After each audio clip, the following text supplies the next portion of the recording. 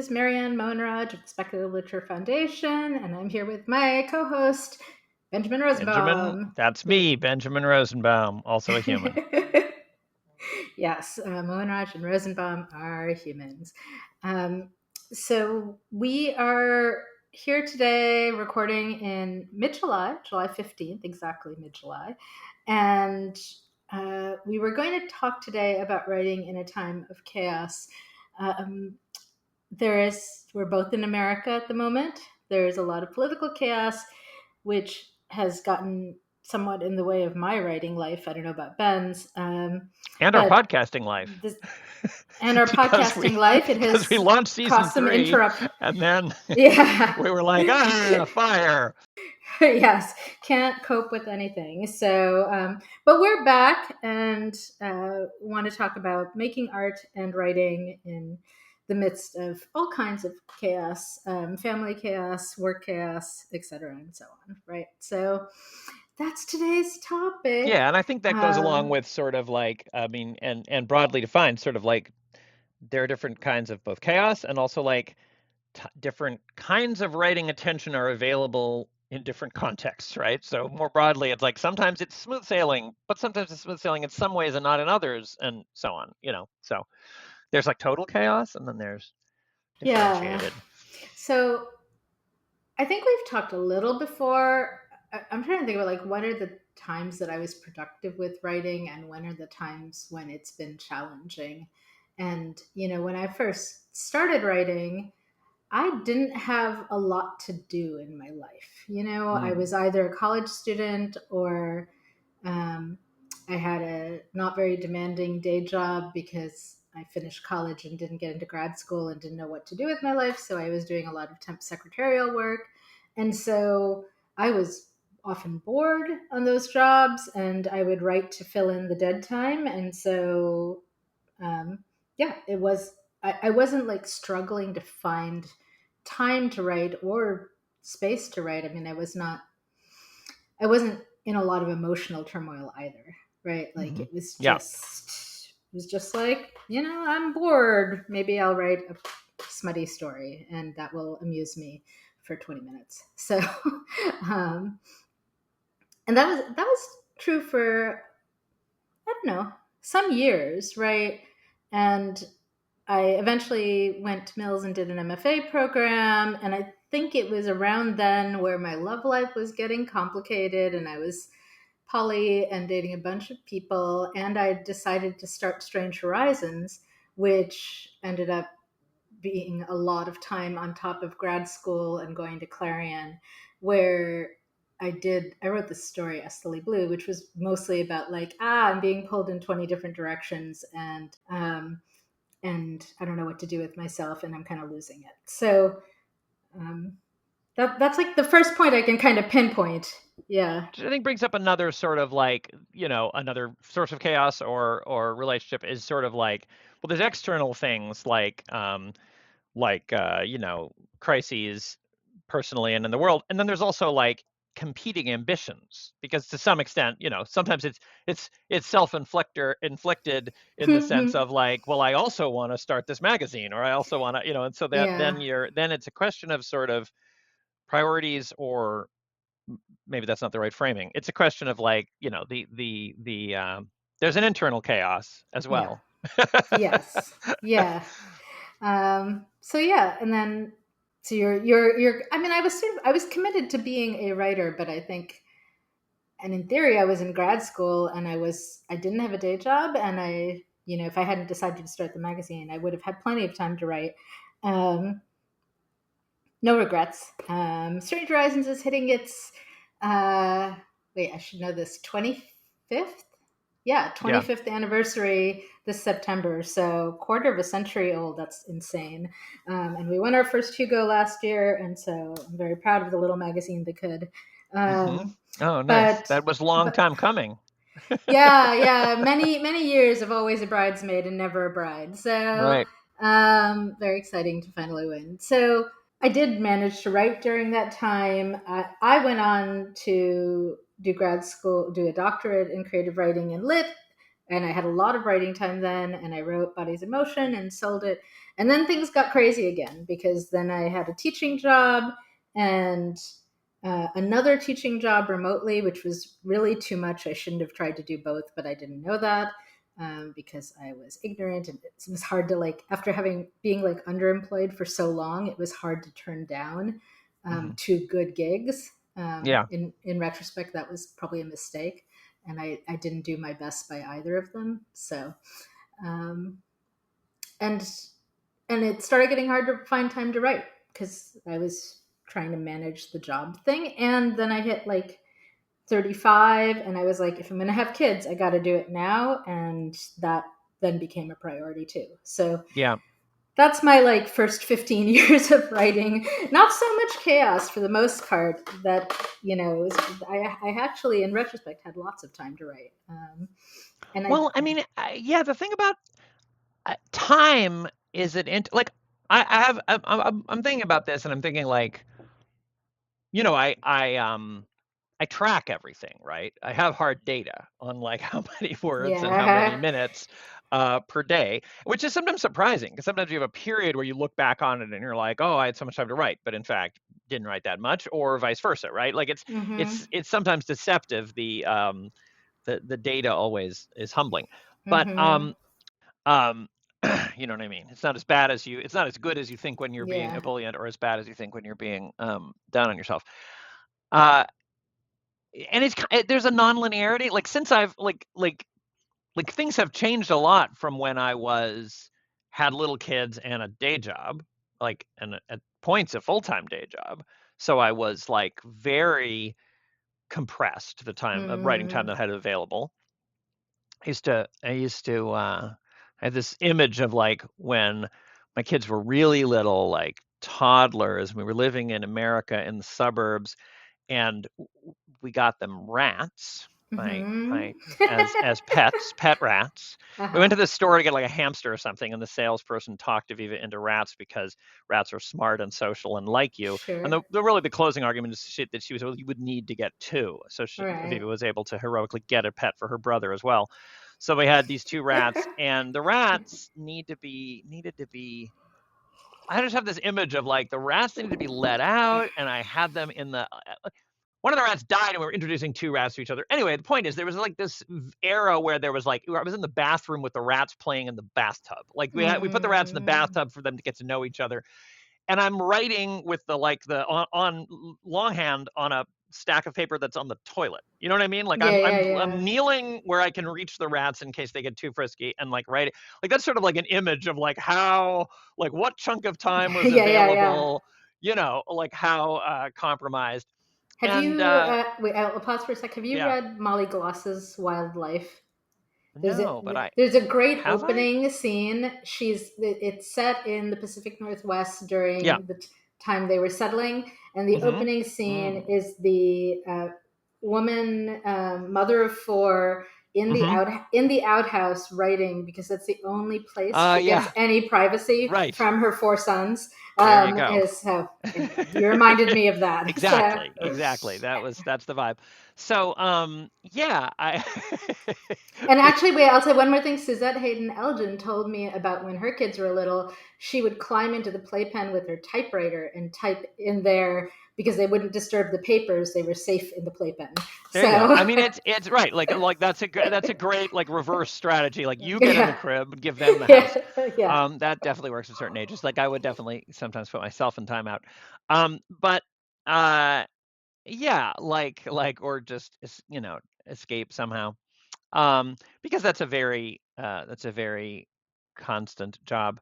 Anyway, and then there's times, and then recently, of course, like now my kids are big, and I quit my day job, and I have like epic oceans of time opened up, and Mm, like on the one hand, of course, that makes a difference. Like mm-hmm, there are days when I can write for 6 hours or something, or do at least some kind of. And that's another question: is like, what does that mean? Like, I don't think I could I rarely can I like first draft new words for 6 hours, but where I'm doing something relevant, creative.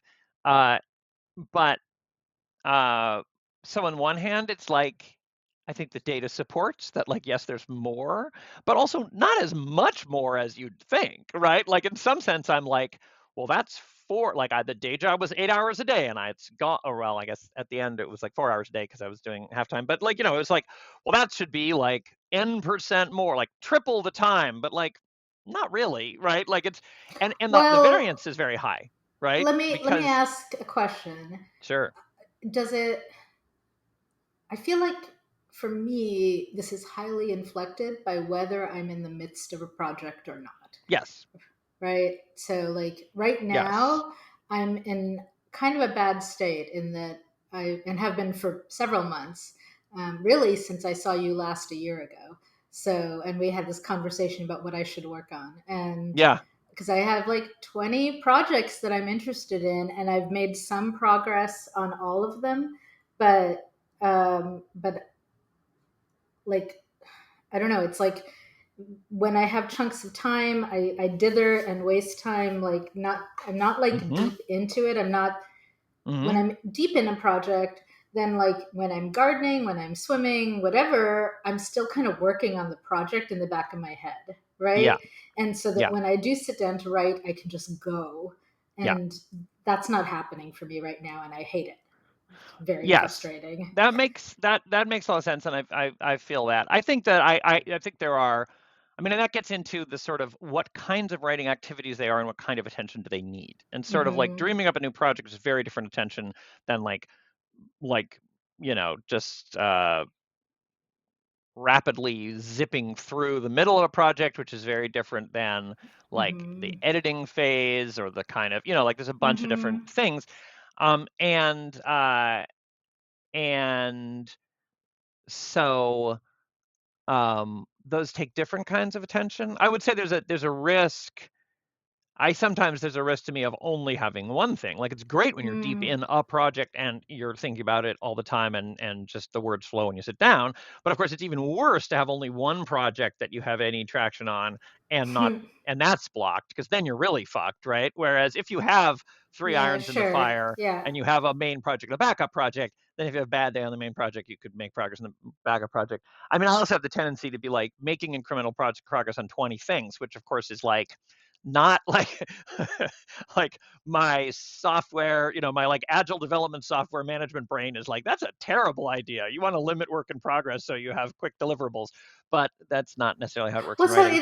it really depends, right? Like I feel like, so I've been doing a lot of art the last 2 years, and the thing Yeah. about the art is it is very much like that for a lot of it, in that it responds well to doing it in short chunks, working on lots of different things. Hmm. Many of the things have stages where you have to leave it alone for a while. Like Yeah. I pour Yeah. resin and I have to leave it for 24 hours and come Yeah. back, right? And Sure. so Sure.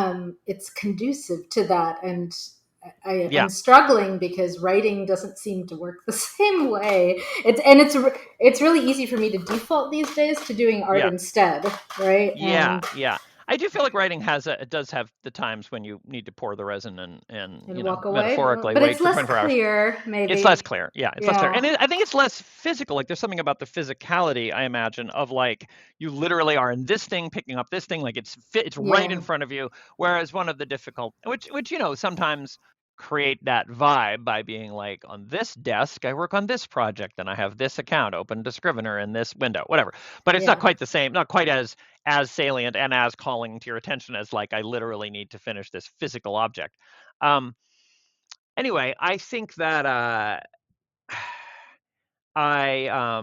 it's also hard to measure productivity other than in like time spent, but there are times when there are like I measure words written and time spent, and in some ways that's really misleading because there are Mm, projects that have you can have a project that has a huge impact that took 20 minutes and like shapes your career and everybody knows you for it, or you can have something that you labor away on for years and then it dies and nothing was actually accomplished in some sense, right? Except you yeah. learned something.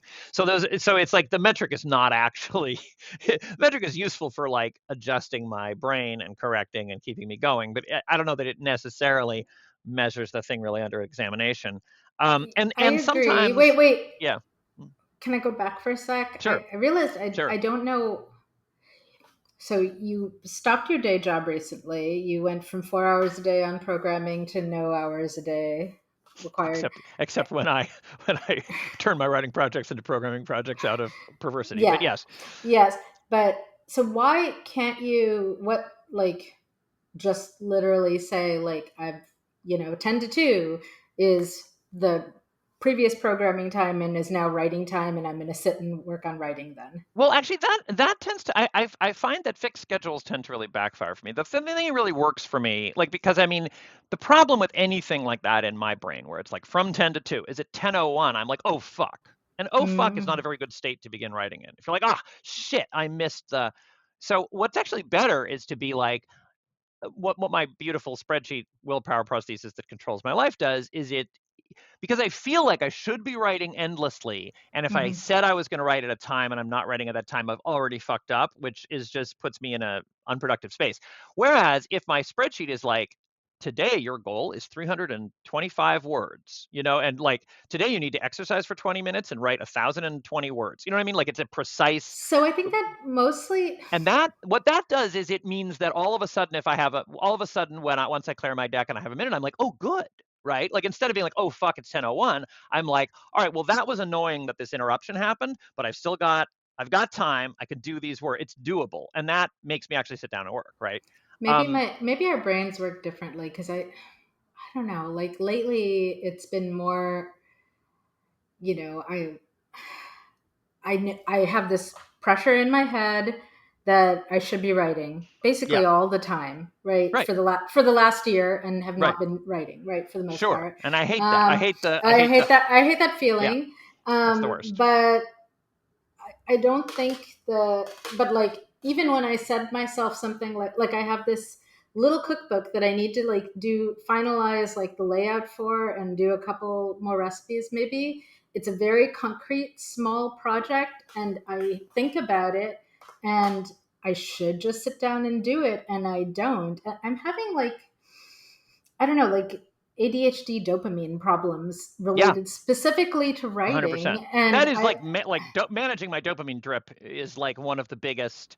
But Like I I don't, think yeah, writing is a I'm lot really of kind that, of right? stuck. I'm stuck on it right now. And like, it has expanded to more than just writing recently. Like all of my, like, making medical appointments, and like, I just had a crap of like shit I Yeah, didn't want to do, right? right. Like so much of it. And yesterday, it's kind of funny we're having this episode today, because yesterday I actually had a minor crisis Hmm. where I like hit 3 o'clock, had my tea. Usually, like, I rest a little and then I get another wave. And I just didn't. I climbed into bed and put Uh on huh. like reruns of The Good Place. And after 2 hours of that and video gaming, I kind of texted Kevin in a panic. And I was like, I can't get out of bed. I don't Yeah. know what to do at this Right. point. And he came up, and then, like, I told him, I downloaded all the crap that I'm behind on and freaking out about and somehow unable to Hmm. make myself do. And Hmm. he did Hmm. one of them for me and Hmm. held my hand while I did a couple more, and that Hmm. helped. But I don't Why do you know. say? Well, to go back to why do you say? Oh, our brains must work differently? Because that all sounds very familiar to me. Well, I but mean, your system is working for you. I've tried yeah. that Well, I kind of mean, thing, and part of it doesn't work for me. well, Like, I here's the framing that I have is it's like to some extent that being like, oh shit, I stayed up all night, doing something unproductive or whatever. Like I recently was at I stayed up till 4 a.m. playing a wonderful game that I recommend to you all, although don't play it until 4 a.m. unless it's your choice, but which I really liked, and it was called Social Democracy and Alternate History by Autumn Chen, and I saw Autumn Chen give a talk on it at um, Narrowscope, which is an interactive fiction conference I just went to. And it sounded amazing because it's like, and it's mhm. just sort of like cracked to my brain. It's like a resource management game in which you're the Social Democratic Party of Germany in the Weimar Republic trying to stop Hitler from coming to power. anyway, and it's very simple, Yeah. like HTML game. But the thing is that I have very strict rules around computer gaming, so I wouldn't usually stay up till 4 a.m. Except it like I managed to trick myself into classifying it as research because I was like looking at the code. I was like Uh-huh. looking at the code of the game and like, oh, how I'm going to learn how she did this, and then I was like, Hmm. well, I should try it out while I'm looking at the code, and then it was 4 a.m. So like that kind of stuff like that happens to me all the time, or like just the day where you're like, I can't, like I'm just not moving. And I think that my strategy used to be stern with myself around that and to like avoid suppress those instincts and like try to like steal my will and be like, no, 10 to 12 is inviolable writing time. And that's just a disaster for me. What I think really helps is to set things up so that that's like weather, and those are recoverable in the sense that I don't then have the secondary thing of like, oh no, I'm ruining everything. I'm just like, oh, okay, this goes in this bucket. Like But I spend that, because it's really the coming back from it. It's like if that weather happens, if that brain weather happens where I'm like, okay, that was, it's not that I'm not frustrated with myself, but I'm trying to set things up so that rather than that being a big deal, yeah. it actually helps me get out of it. It's less of a big deal. You know what I mean? If it's Yeah, I not like I see have that. broken the contract Sure. with Yeah, myself. no, no, no. That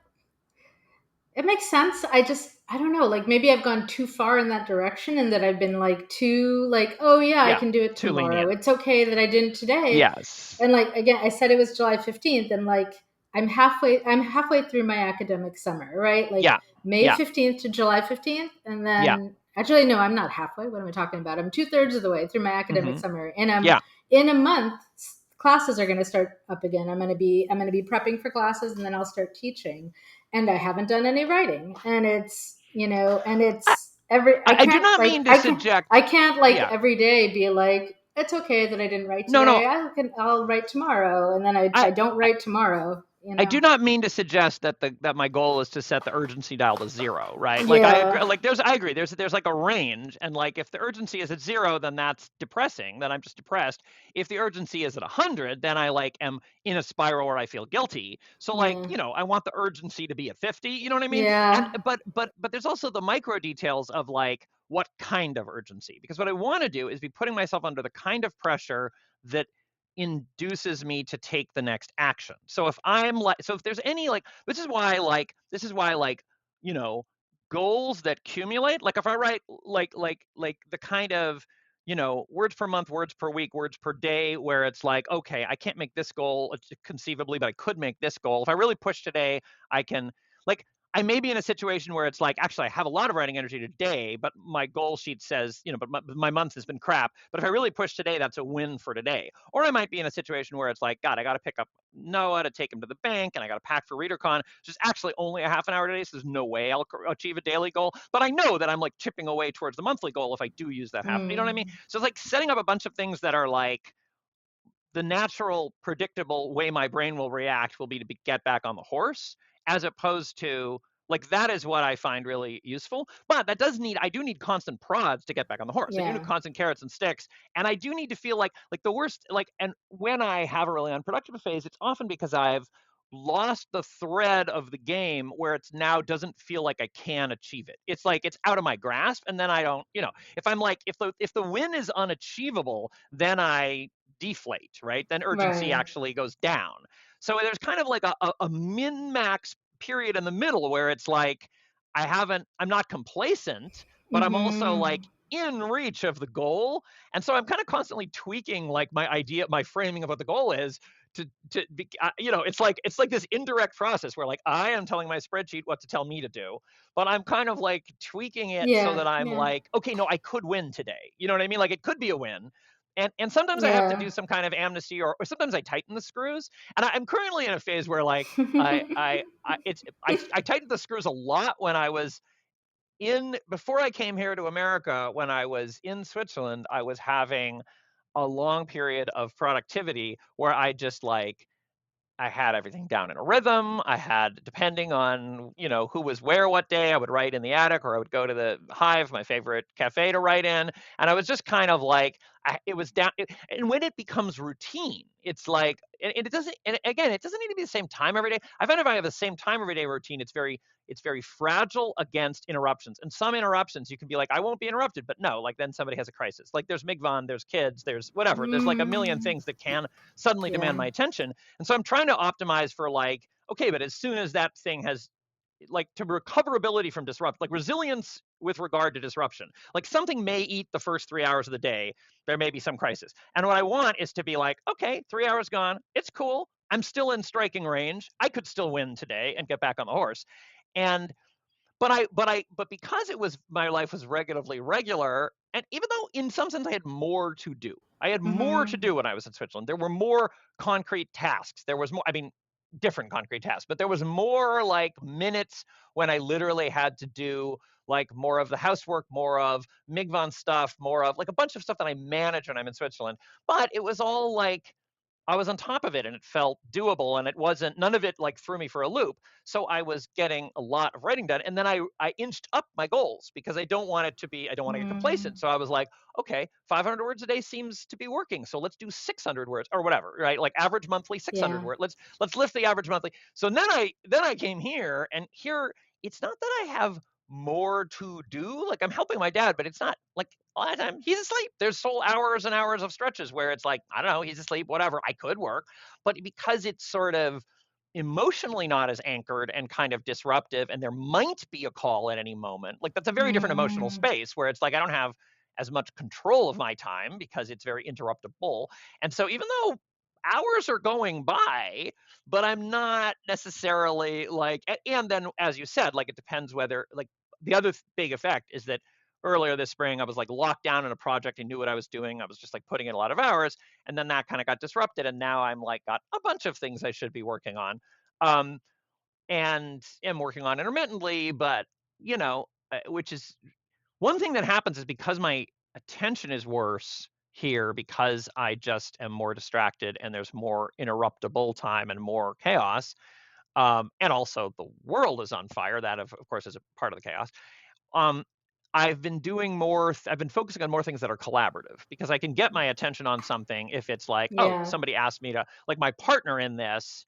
So like I'm helping my sister with something. I'm working with David Moles on a game, and so those things where it's like, oh hey, can you take the next step? Like that's much easier to get my attention on than something that's like a long novel like I was working on the novelization of The Ghost and the Golem before I came here, and I've just not really touched it since I got feedback from my agent, which is good feedback, and I should change everything. And I'm just like, yeah, I no, like I don't have any brain power for like working on a novel to begin again Yeah. from scratch. But I have brain power for like, let's do the next iteration of playtesting on this game, right? Like that's because it's more social and more like it's more concrete because there's like a thing I can do that then has a deadline. Um, so I've kind of shifted my attention to those kind of projects.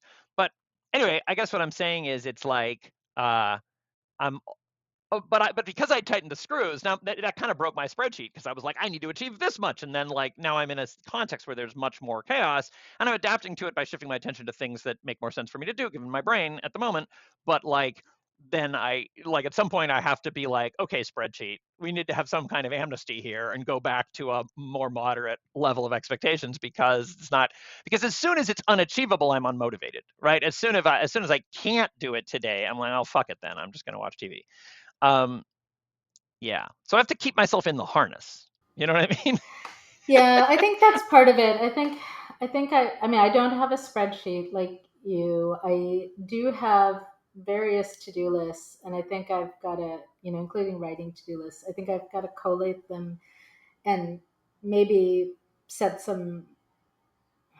I'm thinking like I need to make like an easy, medium, hard kind of like sort of system of like, and just try to knock some off some low hanging fruit, because Yeah.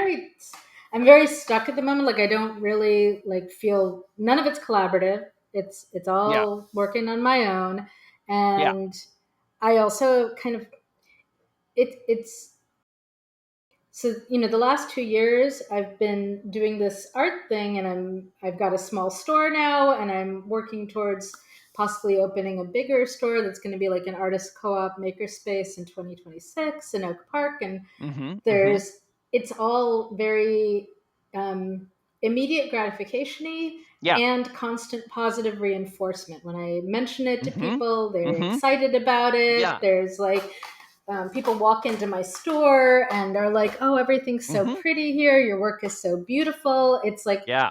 it's very motivating. And Right. writing Sure. is not like that. Even when I write a story and sell it, like I sold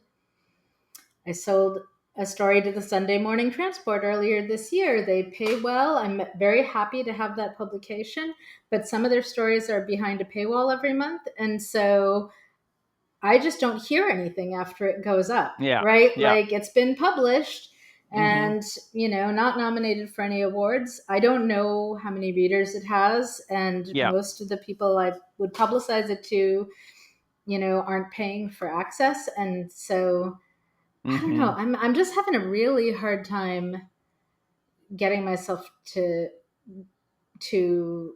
I know, like, I've done this enough times, right? I've been a writer for 30 years. I know once I'm in a project again, I Yeah. know that it will feel good to work on. Mm-hmm. Like, I will Yeah. start getting the endorphin buzz from the writing itself. Yeah. But getting over that hump to get Yeah. to that point, Yeah. I've been so stuck, and it's really um, I feel like I'm fighting my brain all the time, and Yeah. the politics stuff is really not helping. I think Right. I don't generally let myself read the news and so on enough to like depress me and Mm-hmm. stop me from working generally, but it Mm-hmm. does. There's a lot more news to pay attention to right now, and I feel like it's part of my social responsibility to pass along information to my readership. My social media readership is reasonably large when it's not Yeah. being throttled by Facebook. Mm-hmm. Um, and, sort of be ready, poised for action.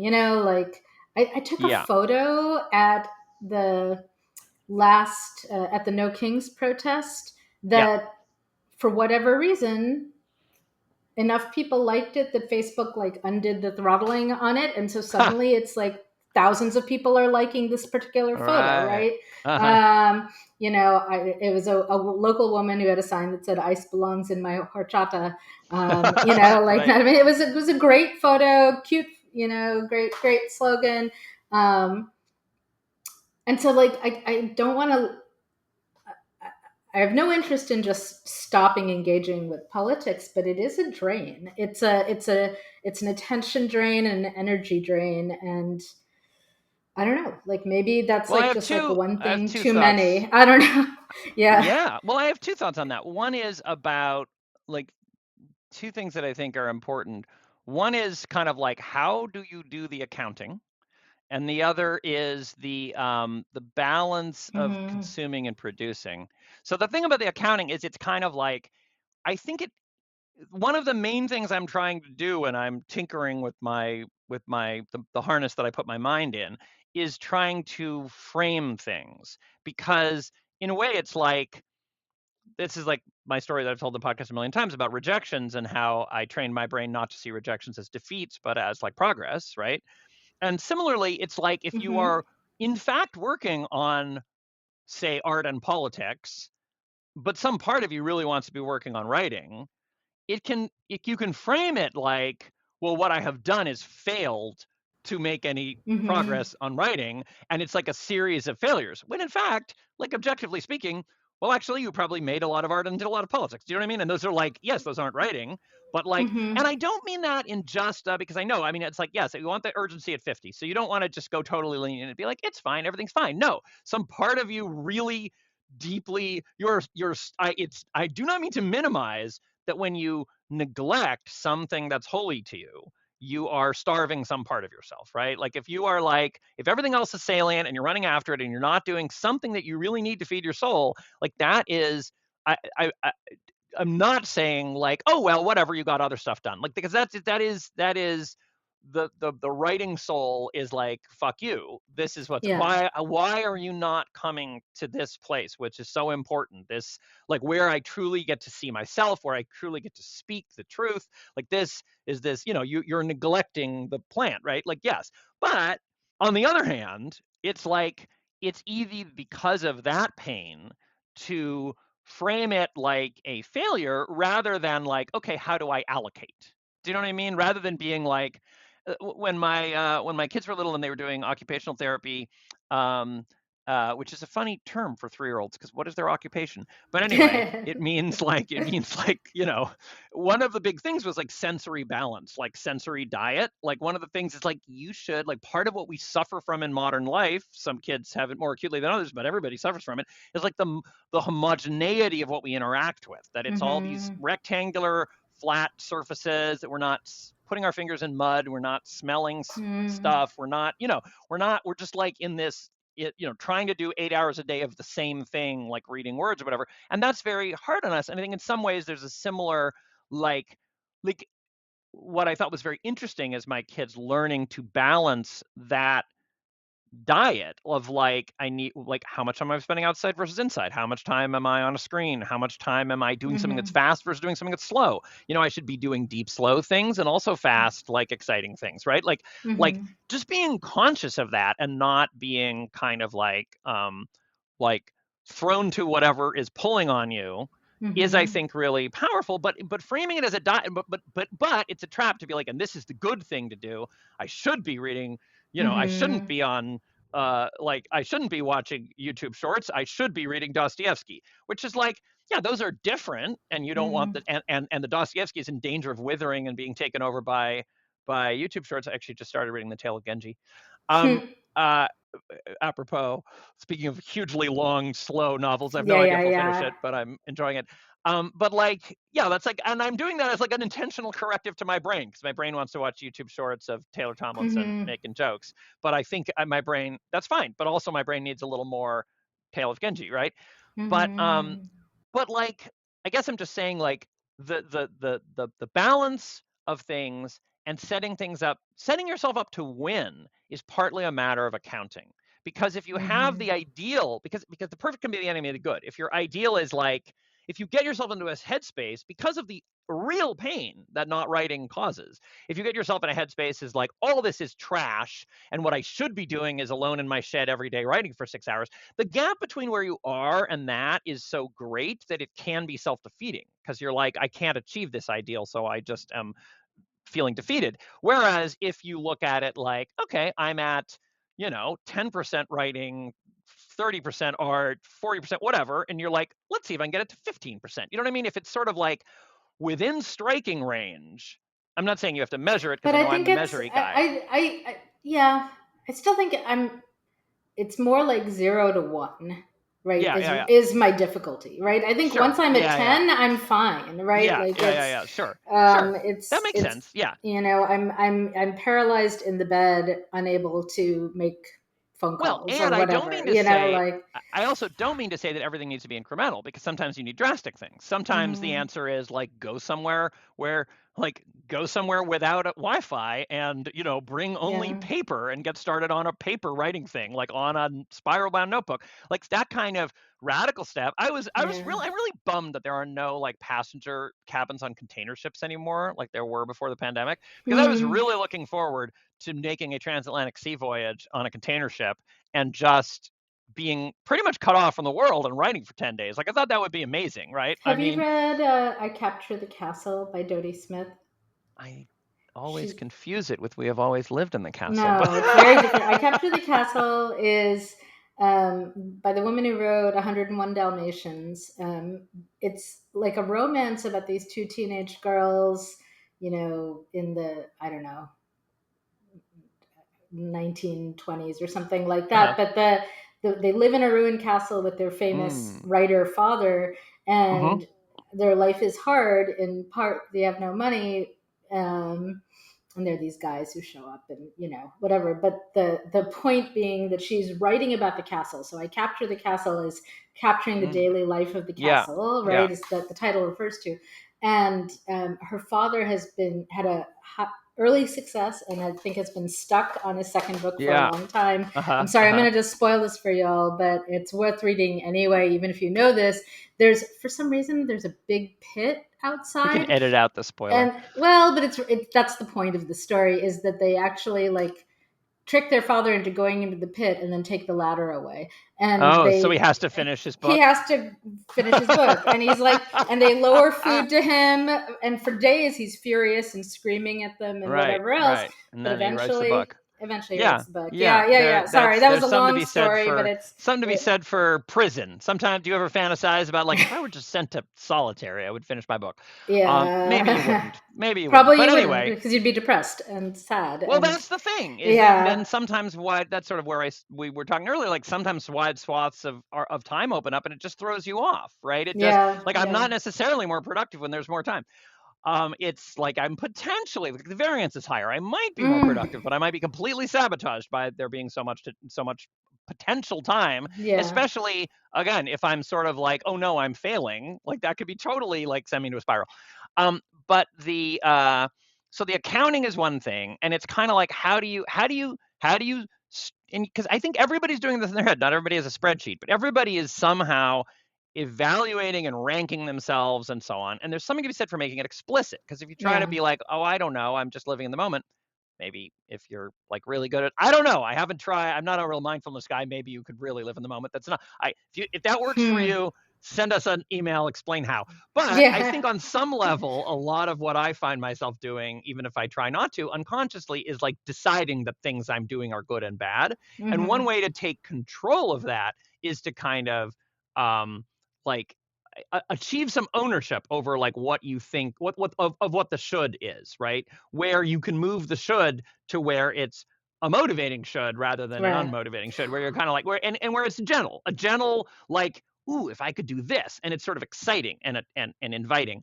And just setting up your context so that it's like, Yeah, I think I like your need tea in the shed I and think candle I thing yeah, no, is that's a good, but the rituals. Yeah.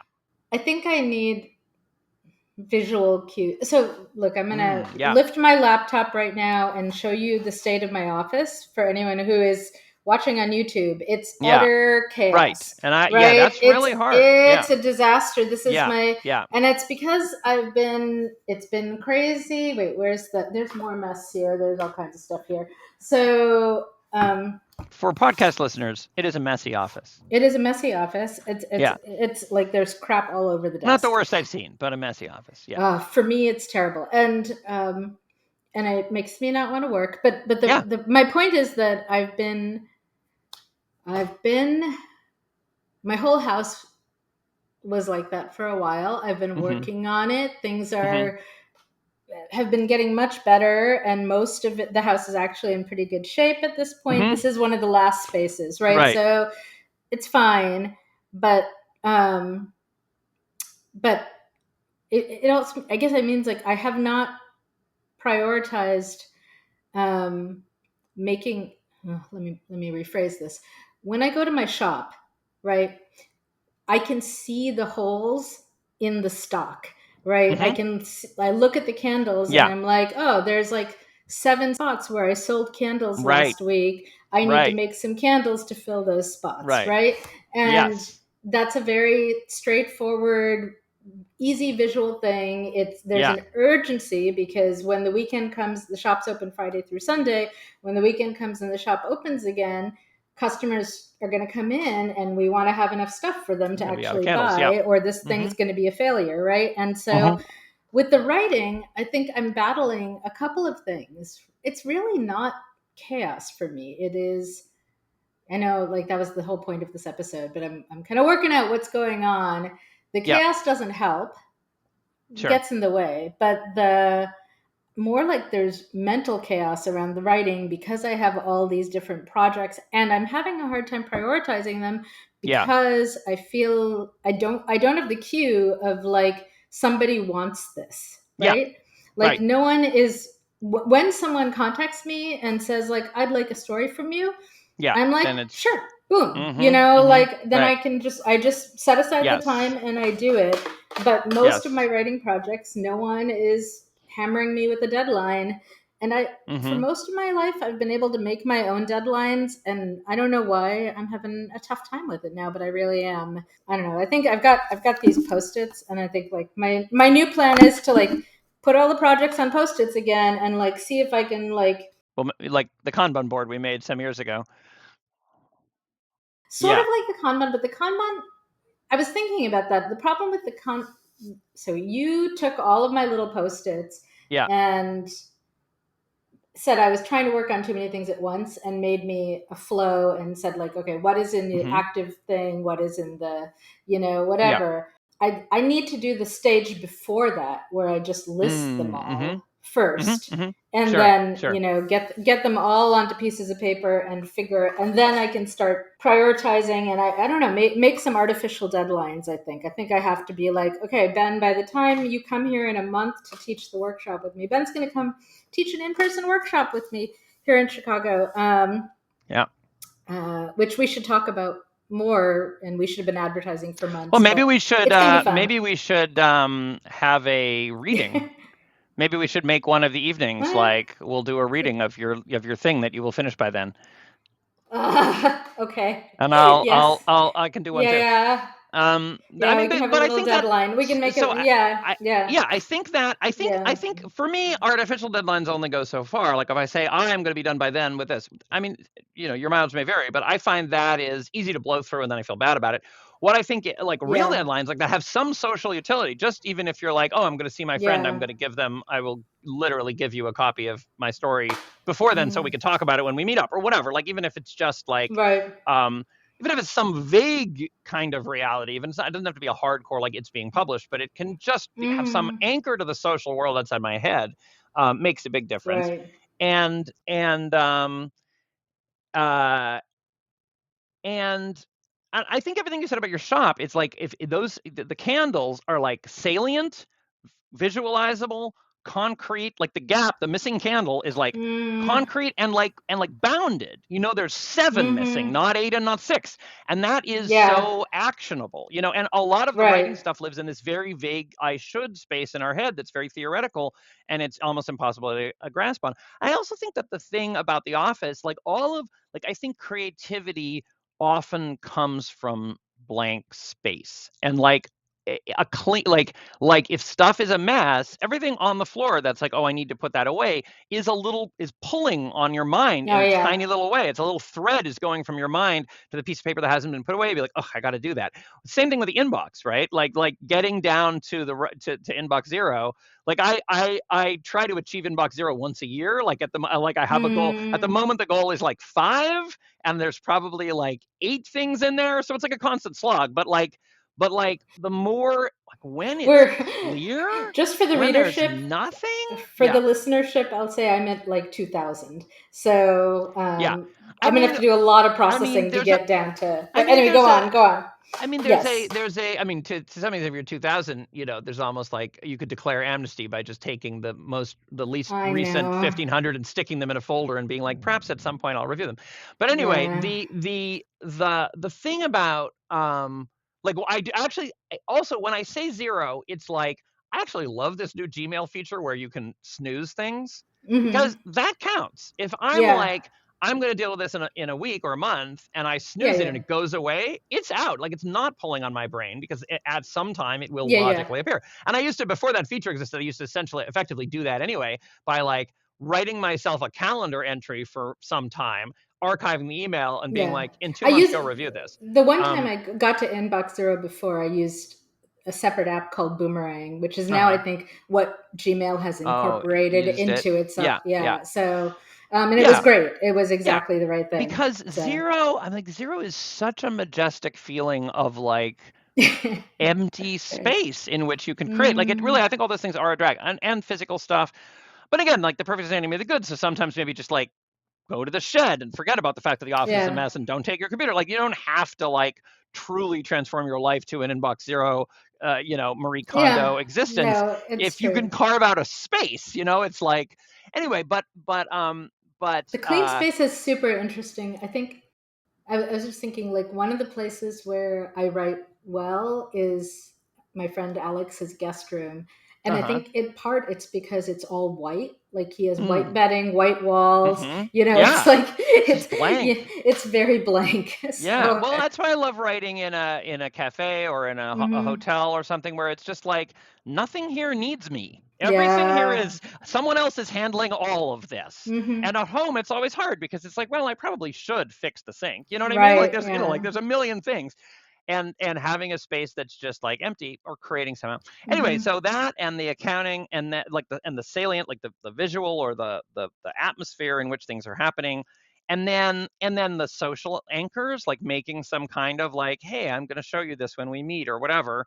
Um, even if it's kind of arbitrary, but having Yeah. it have that reality of like it really will, Yeah. you really will go to that lunch date. And if you haven't sent it, you'll have to be like, oh, oops, sorry, even if Yeah. they don't care. But like it's happening in reality in time, Sure. space outside of your head. Um, Makes a big difference. And then I think the other thing, this was not what I was going to say, but the other thing that I often think about is like, feeding all parts of myself, because the people that are in my head who I'm neglecting are gonna eventually take the wheel. You know what I mean? Like, Hmm. so it's like if I'm mired in downtime where I'm doing nothing but watching TV, then I'm miserable because all the people who want to write are unhappy. But if I'm like too productive for too long and I don't make some space for like Hmm. whatever the guy wants to play computer games or whatever, like he will like reassert himself and steal, and then I'm up till 4 a.m. playing a game that I was claiming was Right. Right. research. You know what I mean? Like, is that you can't ultimately defeat the shadow Yeah, self. yeah, You yeah. have No, to, usually, like it has been actually reasonably good for me to say like 3 o'clock is tea time, and yeah, from yeah, 3 to 5, I don't expect myself to do any work. My right, Vyvanse is wearing off around then, yeah, so like uh-huh, my focus yeah, is getting difficult. So I'm gonna right, have a cup of tea, use that to like stave off the Vyvanse crash a little with a little caffeine boost, and so I don't snap at my family all the time, yeah, and then after 5 sometimes I get a second wind, and if I don't, yeah, that's okay. But yeah, yeah, I think it's just somehow getting over this like not writing hump is really my yeah, where I yeah. am right now. I'm just kind of I've spent a long time being stuck, and And it becomes it becomes self-propagating. And I mean that is yeah, like I always feel like the absolute best defense against writing anxiety and writer's block for me is having written yesterday. yeah, Like there's yeah, nothing like having written yesterday yeah, yeah, for yeah, no, because when it's been a while, it's so difficult to pick things up and get into it. And if I wrote yesterday, nothing that happens today can be that tragic. Do you know what I mean? Like yeah, I enter yeah, and it's like even if today is shit, like whatever, there'll be tomorrow. That's what it feels predictable that there'll be tomorrow if there was yesterday. yeah, yeah, So like just the but that doesn't, I never there's never a month where I write every day. You know what I mean? Like there's always something. Like there's always gonna be disruptions to that. Like it's like I'm almost not trying to avoid disruptions. I'm really optimizing for how quick I get back on the horse. You know what I mean? Because it's always going to be yeah. like people need to get picked up at the airport, and then and then there's some, I don't know, the carpenter, whatever. There's like a million, like there's going to be days that get eaten. Yeah. Yeah. I wonder, like my Kindle tells me, what my reading streak is, right? Mm-hmm. And, Mm-hmm. you've read every day for 150 Yeah, days or something. sure. It's a lot of days. It's like, Yeah. it's often I read a couple pages before bed. That's when I Mm-hmm. usually read. So it's Yeah. not necessarily a lot. I don't know that there's any reason you couldn't have a month where you wrote every day if you define writing as being like at least 10 words or whatever. You know what I mean? Like if the Yeah, goal I is don't find I small mean, enough, that's true, and that actually might maybe be, I that's mean, I can imagine that being a good practice. Uh, I think I find 10 words just frustrating. Like, I think I mean, I yeah, I don't, don't know. I just or 15 minutes or it whatever. depends on how Like that kind of like there are people who do yeah, morning like, pages. Like every morning they get yeah, up yeah. and they do like their 15 minutes, right? And before all the interruptions I of the just day. I mean, So I just think that like I'm not saying I don't have long stretches where I write every yeah. day. Like I don't know, like I don't know, let me look at my spreadsheet. Like I mean, I mean, I have plenty of weeks where I write like okay, so from January 12th to February 12th, that was a month. There I you did go. write for a month every day. And Yeah, sometimes it was, oh my God, and sometimes it was 18 minutes. So yeah. I have just, it turns out I Yeah, did yeah. follow your suggestion. Yeah, look at that. From January 12th to February 12th, I did in fact write every day. And then from February 17th to March 8th. So yeah, there are some long stretches where I pretty much write every day. But I just think that it's You don't want to. You don't want to set it up as like, if I don't, yeah, I failed, it's like right? I'm Yeah. less interested in I'm more interested in like the assumption is there will be disruptions and Hmm.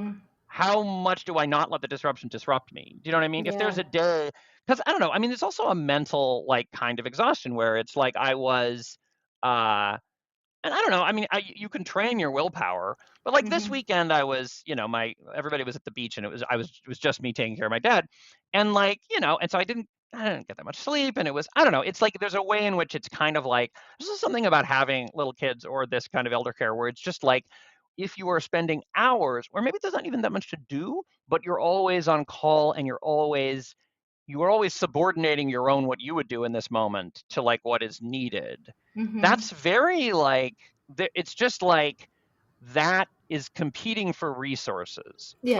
with the kind of then I'm going to sit down and like you know create um yeah, so I mean it's just like then when I and also it's like my writing is very predictable that it will happen when there's like the setup. You know what I mean? And so there are times when it's like I go to pick up the kids, but then there's a delay because of the car, and then I'm stuck there for an hour, and I don't have like I don't have anything to write on. I could Mm. write if I like I guess I could like borrow some paper and write longhand without any, you know what I mean? But it's just like Yeah. Yeah. like Yeah. the there is some superhero version of me who writes on the back of credit card receipts, but like Yeah. you know what I mean? It's like the question is that model useful? Like, is Yeah. that because it could be that you're like, I'm going to do this project where I write every day. I mean, I'm excited about it. If somebody wants to try it, like I write at least 15 words every day, even if it's at the police station while I'm being, you know what I mean? I borrow the pen when I'm being Arraigned. thrown Yeah. into Yeah. jail for Yeah. That's whatever. Like hilarious. I scroll on the cell wall. I don't know, whatever. Yeah. Like Yeah. Yeah. during the car crash. That's a great practice. But the question is like, My you agent told me that Diana Gabaldon, who is also his client, yeah, writes in taxis when she's on book tour. She just writes all the time, and I was sure. like, "Well, I mean, that's great. bully for her." Corey I think writes a page a day, like regardless, Yeah, like in meeting in the FF meetings, yeah, he'd be like yeah. writing a page of fiction. But I don't know. I don't necessarily have that kind of a like I don't currently Mm, have that kind of attention. Like it's hard. right. It's like it's Yeah. sort of excruciating, and it's like I don't know. That doesn't seem like a interesting place to push because it's like I mean, when I had little kids, that was more of an important skill because it was like Mm-hmm. maybe I really only had 15 minutes a day. But there's actually Right. no reason I can't have 2 or 3 hours most days, Like, Yeah. I mean, so it's like that. I think it's more important not to. Anyway, I just think resilience is whatever gets you there. If it's a page a day on the back of a credit I card would slip, that's almost great. say, But like yeah, being like, resilience, oh, or now it's still exciting to go do the writing, right? I think I would frame it as nimbleness. Like, nimbleness. if you're not writing and it's not working, pay attention to that and try something else, right? Yeah, Like, exactly. right. And Yes, yes. and then and keep doing that till you find something that works, and then Yeah, do the thing that works until it stops working, and then look yeah, for another yeah, pattern, another strategy, yeah. right? And So, yeah, and for that, I think that's great. That's nimbleness, which is like the flexibility and experimentation, and joy. Like, and it's like mm, because I when I write well, it's play. Like I yeah, mean, there's a part of me that's avoidant of it, but there's a part of me that's like oh, I get to put down my adult self and just like play with these toys. Like I get to have yeah, a world of I'm just in the world of the imagination, like making shit up, and that is joyful, right? And so it's like whatever is in the way of me getting to that. Um, but one of the main things that's in the way of me getting to that is my judgment of myself, right? And so like I'm trying to like make sure I want fun urgency, right? Essentially yeah, what I want is I don't want this sort of like, oh, it doesn't matter if I write whatever, I'll just watch TV. Like that's super depressing and terrible. But also I don't want this sort of like you broke the deal. Like which is yeah, always hovering over me, the kind of judgmental punitive thing that's like you were supposed to write. And I want to get rid of both of those guys and the guy I want is the like, ooh, what if we wrote? That would be fun. Do you know what I Let me mean? ask you this. So another thing that That's gets, what I where I want to be. yeah, Yeah. yeah, yeah. Another thing that gets in my way has to do with the importance of the writing, seriousness of the writing. Yes. Like you're talking about fun, and I'm like, Yes. part of the reason I'm stuck on the project that you and I talked about a year ago is that it's an emotionally difficult project, right? It was Mm-hmm. like a Mm-hmm. poly Yeah. memoir kind of thing. And Yes. I started work on it and almost immediately ran into a whole set of emotional roadblocks of like, Yes. are the Yes. people I'm writing about going to be mad? Or do I Right. have to get their permission first? Am I Mm-hmm. representing them fairly? Am I being honest about Mm-hmm. Yeah, my I remember that. whatever, Yeah. right? Like all this I stuff. remember you talking about that even a year ago. Yeah. And it's, and so when I get stuck like that, the temptation is to say, like, well, let me put that aside for now. The world Mm. is on fire. Mm-hmm. It's using up all my emotional capacity to Mm-hmm. be Mm-hmm. brave and go deep into this stuff. And like, let me just Yeah. write something fun. I'll write, a romantasy about a baker and a gardener in ancient Sri Lanka. But it feels like, I don't know, like a cop out, like a, Well, I think that's a great question, and I think that's so core, right? Like that's so, and yeah, when I say fun, don't really mean frivolous, right? Like when you're 5 and you yeah. are pretending that you are a dragon, it is not like light Mm-hmm. and frivolous, actually. We as adults tend to look at that and be like, oh, haha, isn't that cute? But no, that's consuming your, like, that's like, if you're really deep in, you are really imagining Mm-hmm. this with such totality. If somebody comes and interrupts Mm-hmm. you, you're going to have a temper tantrum. Like, that's not like, oh, this is light and not demanding a lot of my attention, and like it's not a big deal. It's a big deal. It's just Yeah. not the things of this world. It's holy, right? It's Yeah, like yeah. it's like the departure from the everyday. And I don't know. So I don't mean fun like, oh, it's no big deal. I do think that that's a trick I usefully play on myself, where if I decide that something is like important and destiny and the next great thing, I will not write it. You know what I mean? Like it weighs Mm-hmm. too heavily, and it activates my judgment and my ambition and all these parts of me that aren't really the writing parts. Like the writing, Right. Right. like the Yeah, exactly. Yeah. like the part that's like maybe I'll win an award, or like maybe people will read this in 100 years. Like that's not really, Right. you know what I mean? Like it's good Yeah, to have yeah. ambition, but once it becomes this kind of externalized, like it's no fun, and I'm not living in it. I'm like it's an I have an I it relationship with it. All of a sudden, it becomes a means to an end, and it's like, ugh, that's no, you know what I mean? That's no good. I can't get anywhere like that. It's got to be like a secret garden that's drawing me in to play in, and that doesn't mean, Yeah. yeah, that I, doesn't mean that I I, should. Hmm. Sorry, I just want to clarify. Like, I Yeah. think you and I are in a kind of privileged place where we're not day to day dependent on like earning our family's living from our writing, right? So, like, Hmm. do you know what I Hmm. mean? Like, so I think some people listening to this may be like, well, this all sounds great to like follow the art and so on, but like, I got to turn out X many words, Yeah, to pay the bills. but I Or, don't think that that's. I think those people who are good at that, who are yeah, paying the bills, who are making yeah, their living yeah, at it, and we know plenty of them. yeah. I don't think that's because they do something different than I'm describing. I think Mm, it's that they're good at that. I think it's that they're mm, like, okay, I need to have, for marketing concerns, I need to have this age protagonist and this kind of a plot arc and this many words go. And then they enter into that holy space where they are mm, like, and I don't mean to make it sound all muckety muck. They don't have to win a Nobel Prize. It can be just fun. I am not interested in the high low distinction of like a right. bodice ripper is trivial, and Gabriel Garcia Marquez. From my point of view, the person writing the bodice ripper and the person doing Gabriel, unless they're really like that, we tell ourselves stories about how somebody who's writing the bodice ripper is like totally cynical and just doing it for the money. I'm sure that exists, but I think most people who effectively make money writing bodice rippers, and they turn out a new one every month, really love it. They care about that. That's Mm-hmm. their Sure. calling. They love that shit, you know. Yeah, And yeah, I yeah. I don't think it's any different if you're doing, you know, I don't think it's any different if you're painting Well, okay, Warhammer 4,000 miniatures, or if you're churning out, I'm going to you disagree a know, little bit. yeah, So, because I did this, right? Like, I had a year sure, where I wrote porn pieces for Hustler in my early 20s, and it paid really well. I could work 3 days a month and make enough money that I didn't have to work the rest of the month. It was awesome, but it was, and I did make it fun for myself in that, like, I made one of them like a murder mystery set on a blimp, and another was a version of Thomas the Rhymer, and another one was Right, right. but that said, they were very mechanical. I had to have a sex scene every 1,000 words. They were all 9,000 words long. And after 6 months of it, I couldn't do it anymore. Like, I was Well, right. unable to, and the following year I was doing tech writing. And after a few months of tech writing, I was like, oh, this feels exactly like writing But formulaic but may porn. I point Right. out, but So, may I point out you couldn't do it anymore after a month. Like now, yeah. what would have had to change for you to be the kind of person who could have done it for 50 years as a career? Like let's say you're a person who just writes hustler porn for 50 years as a career. Now, what would be easier?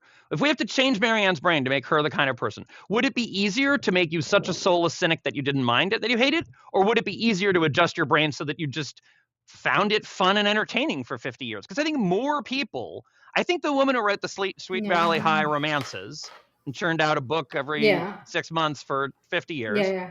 loved that shit. Do you know what I mean? I don't think she was like, Maybe. Yeah. I'm not Yeah. saying there isn't a mercenary Yeah. part. Yeah. There's definitely a Yeah. mercenary Yeah. part where you're like, I mean, that's what I'm saying is if I think if you're in that mode, you first of all, and I should do more of this, you first of all are like, what are the marketing constraints? Sex scene every 1,000 words or whatever. In Sweet Yeah. Valley High, it's Yeah. like the revelation of, Mm-hmm. the mystery is on this page. Right. That's like but those are just constraints. That's like a sonnet. That's like in a Hollywood movie, you save the cat at this page and you have a Dark Night of the Soul on this page. It's like, sure. And if you find that kind of constraint deadening, then you're only going to be able to do it for a month. But there are for everybody, there is some set of constraints you can live inside of, and you're like, oh yeah, this is my thing. It's like somebody who, like Jackson Pollock just painted the same goddamn kind of picture for like he just threw painted a wall for Yeah. decades. Yeah. No, I've got He it. loved that shit.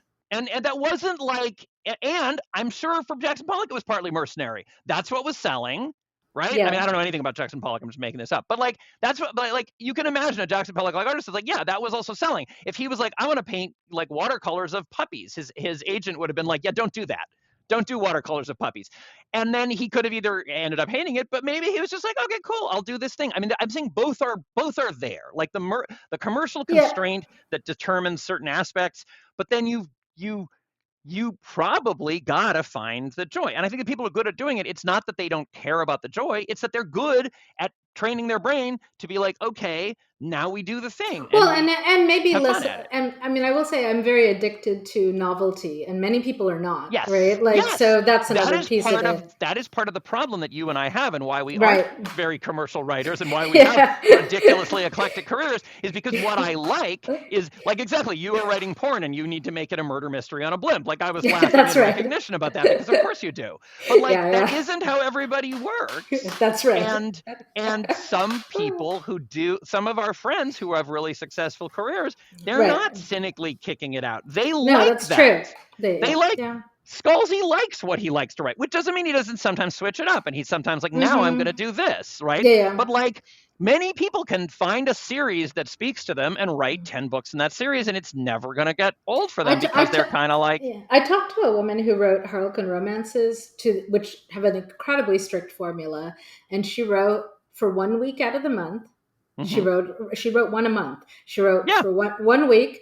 She wrote it, and then she was off for 3 weeks. yeah. And she'd been doing it for many years, and she really enjoyed it. But So, also, you like making candles, and your candles are not more different one candle to another than Harlequin romances are from one Harlequin romance to another. no, they are actually. So I don't.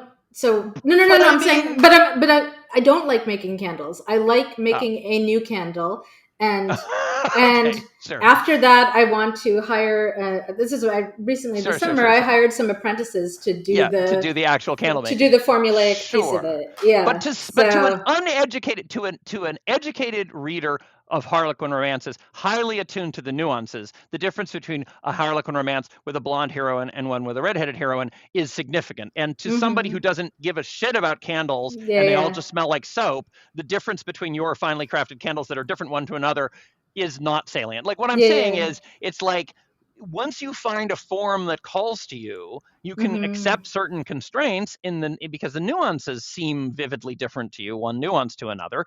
Anyway, I guess what I'm saying is I think what I'm saying applies like to pathologically eclectic people like Yeah. us who have to do a entirely new thing every time and reinvent the universe, but also to, I imagine, most of my friends who aren't like me, who are more commercial writers who do make a living at it, Mm-hmm. I think this is what I still think what they do is they manage to have the balance of feeling like it's worthy of their attention, which doesn't mean Yeah, yeah, doesn't yeah. need to be a Nobel Prize winning like epic, it can be something that is like, I'm not interested in the difference between low and formulaic and No, like no, no, high I and know. No, no, literary. no. Yeah. Like, I don't think No, that's no. relevant to this. No, no, I no. think you've got to find the joy, and you got to find it. It has Do to be you? interesting to you enough to write the next page.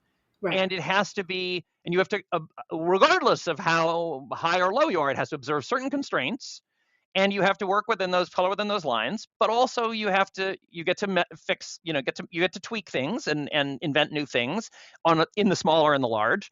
And you've got to feel like it's important enough to turn your attention to it, but not so important that you're like, that you end up in a spiral of, you know of it being so fraught that you can't take the next step. You have to have a freedom. You know what I mean? Do you? Yeah. Yes. Do you ever worry that our my addiction to novelty? Like I look at something like Monet's Water Lilies, which I Uh-huh. love. I Sure. love it enough that like I had my Sure. daughter paint one for my office that's in the backdrop here, right? So like a Mm-hmm. Monet inspired water lily thing. Mm-hmm. And I love uh, I'm going to blank on her name, Santa Fe artist who George wrote O'Keeffe. JoJo O'Keeffe, right? I love her pieces. Mm-hmm. And they would do the same thing over and over and over again and go deep into it. And notice that there are And very strong economic incentives in the high art world to be like, to have your like water lily period, right, because right. people, there are comparable Sure. works, and like that Yeah, that yeah. is just as much of a But commercial constraint as a sex scene every 1,000 words. yeah, I mean, yes, I don't know to what extent that was in the foreground for them or whether they were really just obsessed with doing it. And sometimes I worry that my my need for novelty keeps me from going deep Mm-hmm. into things. I don't know if you've read about that at all. I don't, this is a um different topic, but it's I don't think, well, I don't I- here's what I would say. I think that my compulsion to novelty is in some ways both a strength and also a problem. And I think in some sense, if you look at the body of my work or something, I am going to end up a less significant artist because I keep jumping around than if I had a thing. And I don't know that I wouldn't necessarily frame it like it keeps me from going deep. I feel like I feel like I go pretty deep into whatever I'm doing. You know what I mean? Like, certainly it yeah, didn't yeah, stop yeah, me from no. spending 12 years on The Unraveling, right? Like, it's Sure, not like I don't sure, go yeah. deep. That's not really it's not really the axis that it's not deep, but it has more to do with like, if you have a project which somebody can engage with, that takes place across multiple works and that draws them into a world, and that is repeatedly talking about something and sort of addressing that thing and looking at it from different angles and whatever, Mm-hmm. then the cumulative effect of that body Yeah. of work has a resonance, which is hard to do if you're picking a whole new thing each time. And I've sort of, as my career has progressed, I've kind of gone a little bit more in that direction. Like, now I've done a couple of things that are like Jewish historical things. You know what I mean? Like, there's a certain continuity, Mm, and like, it's not impossible that there'll be. But like, I certainly love jumping around. I'm trying to keep it to like, I'm trying to a little bit consciously. I'm trying to narrow in on like a few major themes for both creative and, I mean, not, it's like I despair of marketing, but it'd be nice to not have to build an entirely new audience every time. And it that's would be right. nice to And, I, people and who I'm love. sure. It'd be nice to people who liked things that I had done before, to give them something that was vaguely, at least reminiscent of it. I don't think there's any danger that it's going to be like too repetitive. Like, that's really not in the cards. So like, the fact that the idea that they might be able to look forward to the next thing seems nice, and it also seems like it would be meaningful. But I think that, yeah, so I think it's, I think, but I also think that we tend to act like commercial constraints on low things are like, well, it's in the foreground that you have to kick this out. Whereas I'm not saying that Georgia O'Keeffe didn't love doing vulva flowers and Jackson Pollock didn't love throwing paint on things. I think they did, and I think they also were a good match for the framing in the high art world that what you want is an artist who pursues a particular obsession and form, right? Like that's, I think, but also it would be, I think it's sort of distorted to think of the I think it's sort of distorted to think of the low art thing as mercenary and the high art thing as like following a pure vision. It's like, no, they're both the same thing, which is there's a thing which satisfies your market, your audience. Not, and that's not cynical. It's like your audience has discovered something in you or in the thing that you do that they're craving, that they're interested in.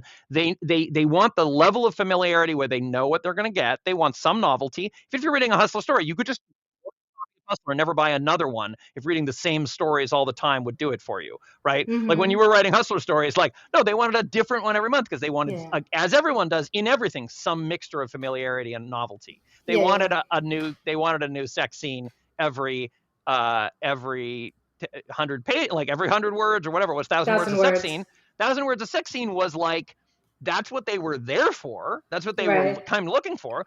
But also the fact that it was on a blimp meant that they weren't like, their brain wasn't just Mm. shutting down because it was the same thing again. It was like exciting and interesting enough that they could pay attention to it. And you know, and the flowers is the same thing. When if George O'Keeffe unlabels the flowers, like, oh my god, and then all the collectors are like, I want one of those. And by one of those, they mean not the identical one, because that would just be a print. It has to be a new, unique George O'Keeffe creation that says something different. But they want the one that's in the same world, because if she starts drawing puppy dogs, it's like, well, that's not what I'm looking for. So you know what I mean? And that constraint, I'm sure, that was not lost on George O'Keeffe and Jackson Pollock, that they're Yeah. like, oh, Yeah. I've got a thing, and that they had agents who were like, you could sell this thing. And an artist who drew a different goddamn thing every time, we've never heard of, right? Like, surely there are such people. Well, I But think it's well. So like Vikram Seth interests me, right? Because he's a really good writer, and mm-hmm, every one of his books is very different from the book before, right? The yeah, Golden Gate is like, mm-hmm, a mm-hmm, gay romance in San Francisco told entirely in sonnets. And Equal mm-hmm, Music is like a traditional, regular novel about musicians in Europe and yeah, violinists, classical violinists. And then A Suitable Boy is like the longest novel written in English. It's like ha, this giant epic yeah, arranged marriage novel. Like they're completely different yeah, formulaic.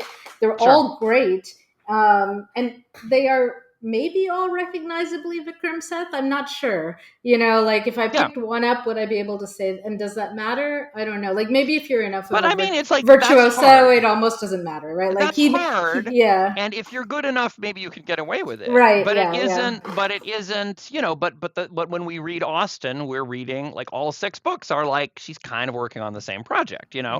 And So there are Russ, people who have multiple phases where they're like, I did yeah, this and then I did this, but yeah. it's like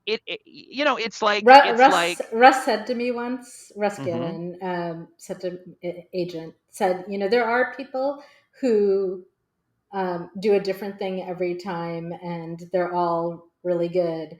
Those people are very rare. He was basically saying, Marianne, are you sure that you want to work on something completely different? Like, can you not yeah.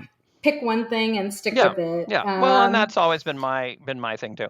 But anyway, I mean, but that's what an agent is going to want of you, right? Like it's easier to market you if you do one thing, yeah. right? I mean, Like that well, can be yeah, and encapsulated. I don't think that's just, but I think there's something, again, I'm just resisting the notion that there's like a purely commercial and a purely artistic. No, no, There's a continuum. no, I'm Like not it's really easier to market because it creates an audience sure. who care about, like I'm not that different as a reader. Like there's like when authors, like I'm a huge fan of Delaney's SF. I Hmm. have less attachment to his porn, right? Like it's like, this is like, Yeah, yeah, it's not, now he's doing a different thing, and yeah. I'm like the guy in the audience who wants you to play Freebird, right? Like right? Like we're all, like that's always. That you know Yeah. what I mean? Like that exists in No, I everybody. do. I always hope that, like, I wrote erotica for 10 years and then switched to mainstream lit for 10 years and then science fiction for 10 years. And I always wanted those people to, like, why are my Follow you. readers not Yeah. following me? Yeah, But that's sure. not what they wanted, most of And them. probably some A did. I few, mean, a few some did. did. Yeah, But some. I think the people who are mainly focused on your long-term project of blogging, like Yeah, there's a yeah. lot of them who like sample whatever it is you're writing, but they're it's almost like the continuity for them is Marianne the personality, you know what I mean? Right. But but I had to for for my not grad yeah. school for my last promotion. I Yeah. had to write up an artist statement, right? Which is, I don't know whether you've done any of those. Like when you apply for grants and residencies, you often have to write one, and I do think it's helpful to kind of make you pause and think about, like, okay, what is it that I am? What's my larger project Yeah. that I'm Yeah. working on, right? So Yeah. like, and I ended up writing about being a perspectivist and like how, whether I'm writing historical stuff or science Mm. fiction, I'm, Hmm. using, I'm both of those are kind of like offering perspectives on the Sure. present, right? Like, but I think the other piece that I'm not sure I really put in there is that most of my writing, I think, is about how do we live good lives and take care of each other in the midst of larger political shit. Hmm. Hmm. The Sure. war in Sri Lanka, et cetera, Sure. so on. So, which you could argue is kind of like this podcast episode too, like fits into Hmm. that same Hmm. question, right? Like, Indeed. Yeah. so, I mean, I um, think people are distinctly within themselves, and even a writer who's extremely, or an artist who's very eclectic, like there is a through line, but yeah. also, and it can be, I'm not saying that you have to do one thing. I actually think that people, the most successful people, do more than one thing. They just Mm-hmm. do enough of one thing that there's a body of work and people get an idea. But people who are very prolific, like, well, the word for this, of course, is eras, right? Like it's Picasso's blue period. It's also like Mm-hmm. Taylor Swift is like got, Mm-hmm. this era and that era. And that's now such Yeah. a thing in pop music that it's like consciously constructed that people will be like, Mm. are we rolling out a new era with this album? Like that's a very like, now that's a marketing thing. But anyway, but the to get back to what I was saying before we got into that is that I think because the way we got there is I was talking about things being fun. Like we were talking about how to you Mm. motivate yourself to the Yeah, right, and yeah. I was talking about things being fun, and you were like, well, what is the relationship of things being fun to things being important? Mm-hmm. And I was like, fraught. But but I think the fun, which can be, you have to, even if you're like cranking out commercial projects, like finding the fun, I think is a core Well, and I guess capacity, I'd say right? both, right? You want to find the fun in the important projects and the importance in the fun projects, right? Yes, Right. yes, So, exactly. When I find the fun in the important project and for importance in the fun projects, you don't want to be so like you and I feel like the creative space, which is similar to I'm writing games. I'm making a lot of games now, and and people talk about sort of the ludic space, right? Like what is a game? A game, well, ludic is Greek for game, but people talk about okay. like this sort of holy circle of like so the way a game works is that you create an alternate world that works by different rules, right? Games are made of rules, and Mm-hmm. what the rules do is they create a world in which motivations are different. So under normal circumstances, you don't particularly care where a football is positioned on a football field. But once the game Mm-hmm. starts, it becomes of absolute importance which side of the field it's on. Like one Mm-hmm. side, one group of people really cares about it being over there, and the other group of people really cares about it being over there, and they contest that with everything they have. And then the game stops, and then nobody cares anymore. Like they just, you know what I mean? It's like you just kick it around; it doesn't matter. Nobody's invested. Like you've created a magic circle. Like when you're playing tag, like you're either it Mm-hmm. or not it, and then there are different rules for what you care about when you're it and when you're not it, and it totally transforms your experience about whether you're running Mm-hmm. towards somebody or running away from them because of this arbitrary rule, right? And that's Right. basically what games are made of, right? Like in Mm-hmm. D&D or whatever, it's the same, right? You're like, now I'm a fighter and I can do these things, right? Mm-hmm. So it's more complex, it's more moving parts, but you're basically like creating, whatever it is, chess, like the king can do some things and the queen can do Sure. other things. Anyway, but this idea of one of the things people talk about why people are so enthralled with games, and like not just people, higher like animals that learn, Mm-hmm. anything that learns likes games in a way, like anything biological anyway. I don't know about LLMs, that's a whatever, but like things that like we'd have to use different words for learn and for like and whatever. Those are all Yeah, metaphors. But yeah. if you have a cat or a dog, a puppy or a kitten, like most juvenile mammals like games, they play Mm-hmm. with things. And what they're doing when they're playing is they are like Like if a dog is hunting, then it's actually trying to like go kill something. If it's chasing a ball, it knows it's not going to eat the ball. Like it like maybe like chewing the ball, but really what it likes is bringing you the ball. You know what I mean? Like it's Mhm. a game. Like that's a game. That's a cross Yeah. species game. You throw a Right, stick, right. the Sure. dog brings the stick. Both of you know, you and the dog both know the stick is not actually important, right? Right, Like right. you could easily replace the stick. The dog, you pick up a different stick, the dog's like, oh, we're doing this stick now. You know what I mean? Yeah, Like yeah, nobody yeah, cares yeah. about that stick, just Yeah, as nobody cares the where the dog football cares is. that you're playing with him, The dog cares right? that the dog cares about the social relationship and Mhm. the excitement of trying to do a thing. Yeah. If you just drop the stick onto the dog, if you just drop the stick and the dog Mhm. can pick it up, sure, you're still in a social relationship, but the dog would be like, this isn't fun. Like a dog would be, Right. you could play with a stick in such a way that the dog would not find fun. The Right. dog would be like, this is boring. Because it's not just about the social relationship, it's about the fact that you're throwing the stick. Also, if you throw the stick way out where the dog can't possibly get it, like off a cliff, the Mhm. dog is like, what are you doing? I can't get that stick.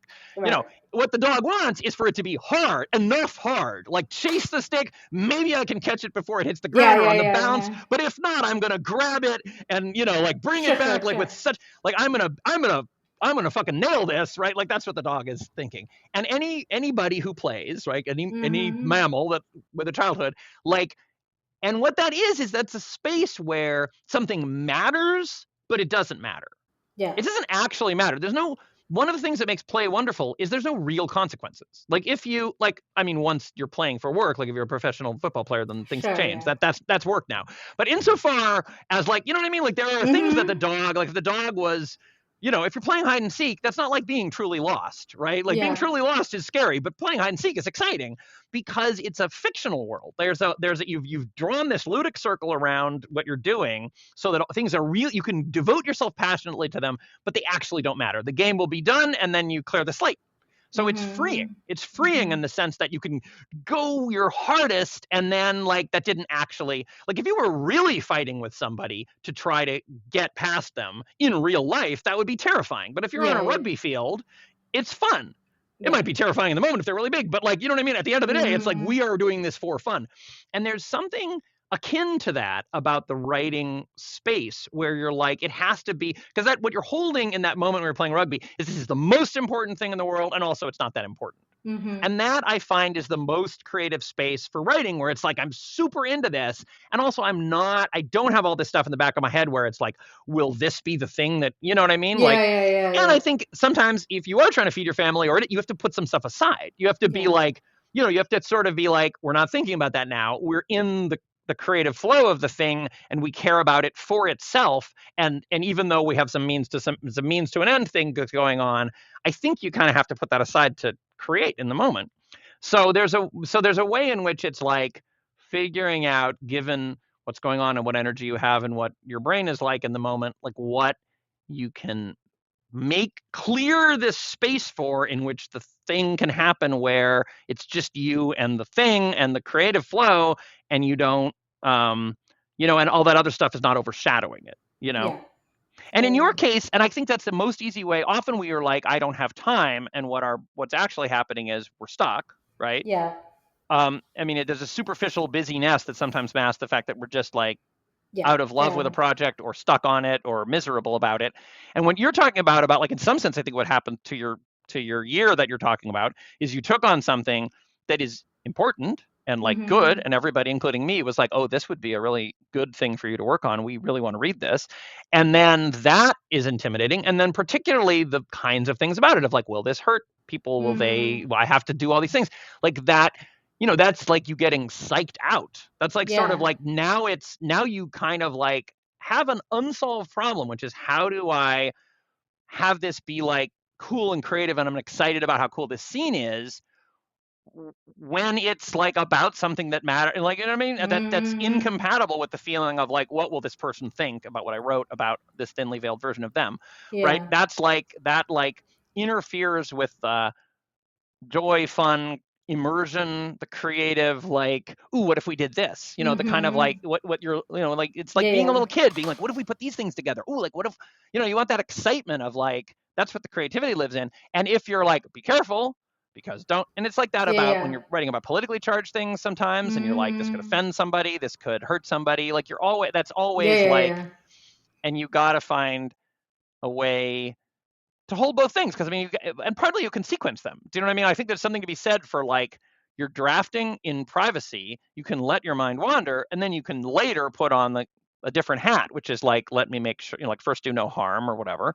Yeah. And like where is the line? But like that is in a way a consideration you have to initially banish in Mm-hmm. order to like find the creation, you know, and and then you could, because you get to be like, one of the reasons we get to be better people in our work than we are necessarily, like that it's possible for people to be better on the page than they are in real Yeah. life, is because you have second chances. You can go look Yeah. at it and be like, oh, that before anybody else sees it, you, or after, when only a few trusted people have seen it, you can be like, okay, that was not cool, like I'm gonna change Mm-hmm. that, and it actually changes. It's not like Yeah. indelibly, which is one of the difficult things about people who, like in the modern world, whose writing output is like things they've posted on social Yeah. media Yeah. immediately and live forever. Like that's, there's not a lot of second chances.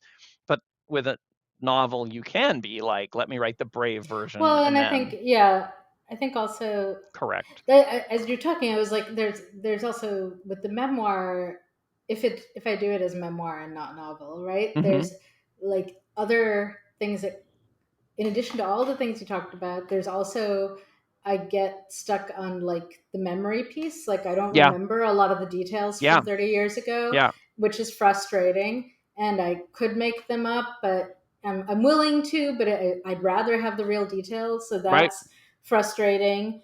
And there's the piece about making myself look good and trying Mm-hmm. not to do that, right? Yes. And Yes. which is leading to like interrogating like who I was 30 years ago, and Right. do Right. And that's so like there's a, emotional work to like reckon with I'm yourself. like, it's I've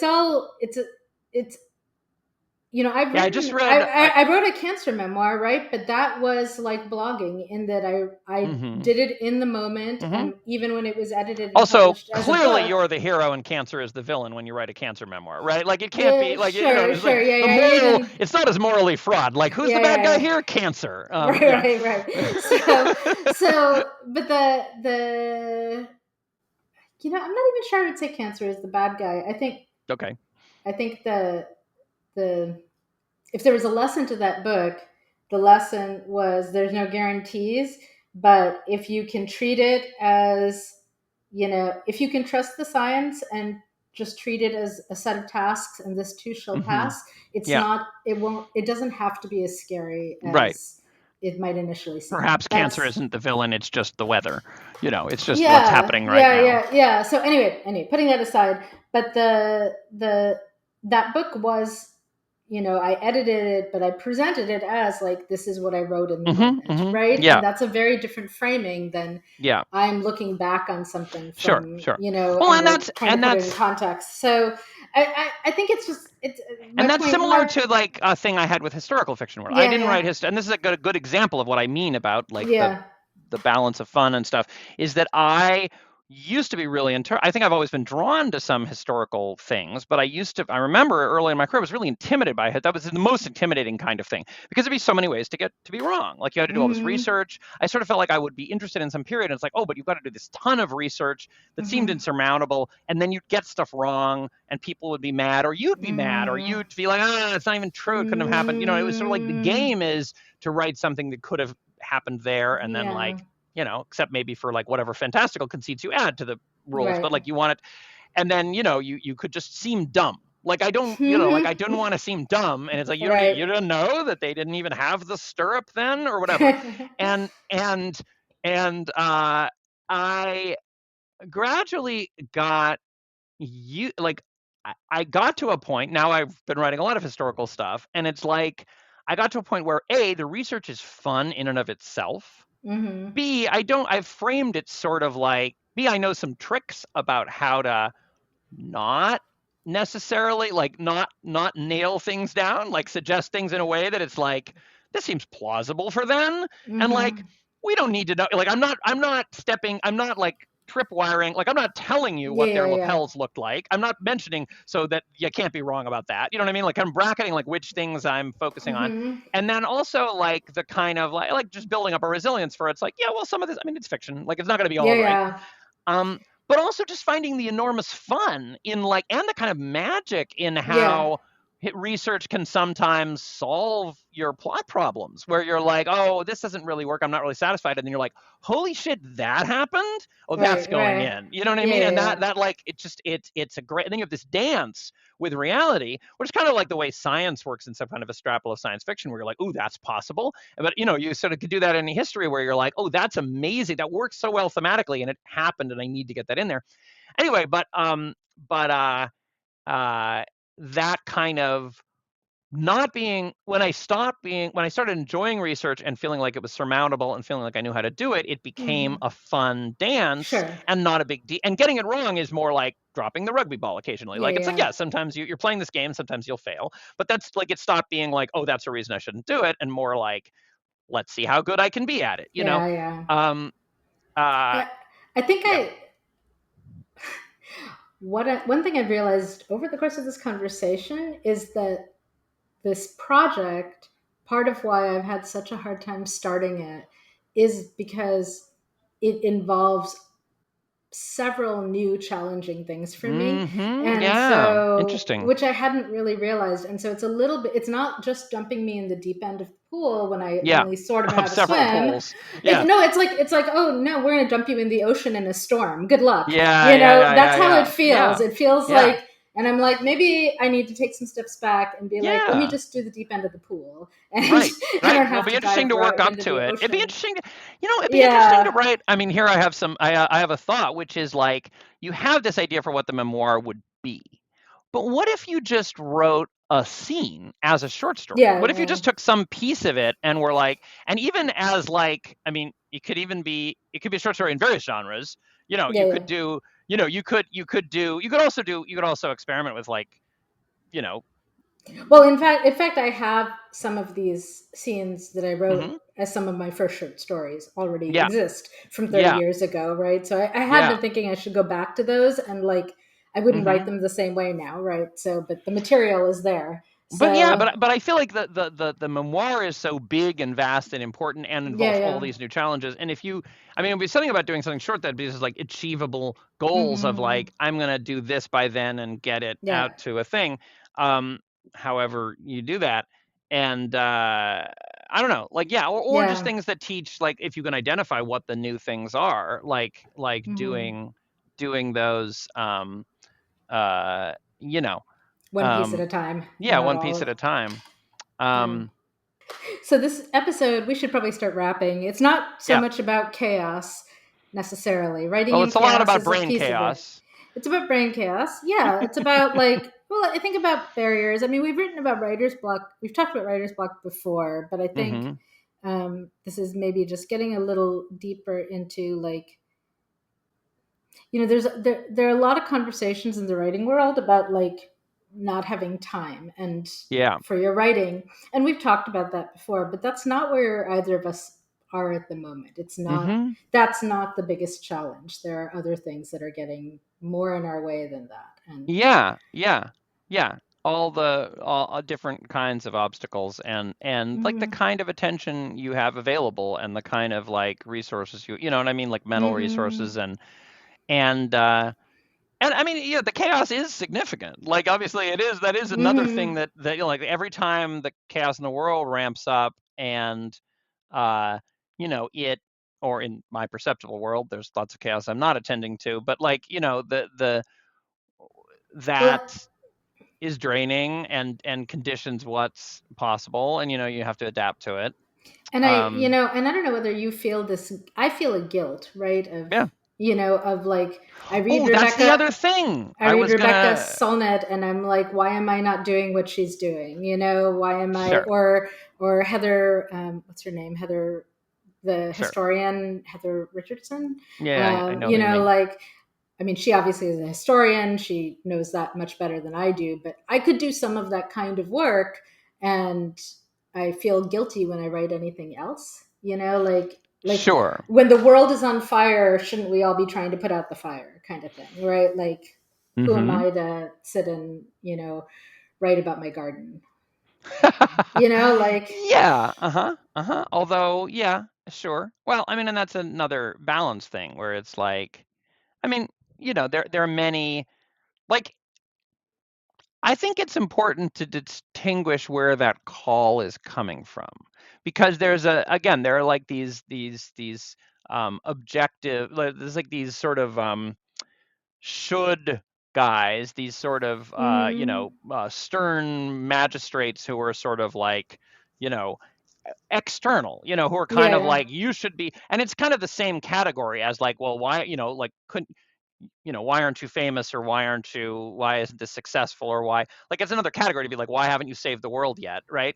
But Yeah. to the extent that it's not useful, to the extent that it's just like your ego would like to be the kind of person who was known for doing the thing. You know what I mean? Like Hmm. to that extent, it's like, Yeah. yeah, that's kind of just noise. You know what I mean? That's not like, and there's another kind of call, which is like from inside the house, where part of your creative urge and longing is like, oh no, this nettle is under my skin. I need to speak about it. And I feel that a Hmm. lot. I mean, I feel like Yeah, the yeah, stuff yeah. that I'm working on often is kind of related to. I mean, I think to Yeah, some yeah, extent, yeah. some of my recent stories I feel like are almost suffering from being too on the nose in the moment. Like some things I've written Mm-hmm. recently where I'm like, I go back and read the first draft and I'm like, yeah, you're just mad. Like it's not like you have anything Yeah, to say yet. yeah.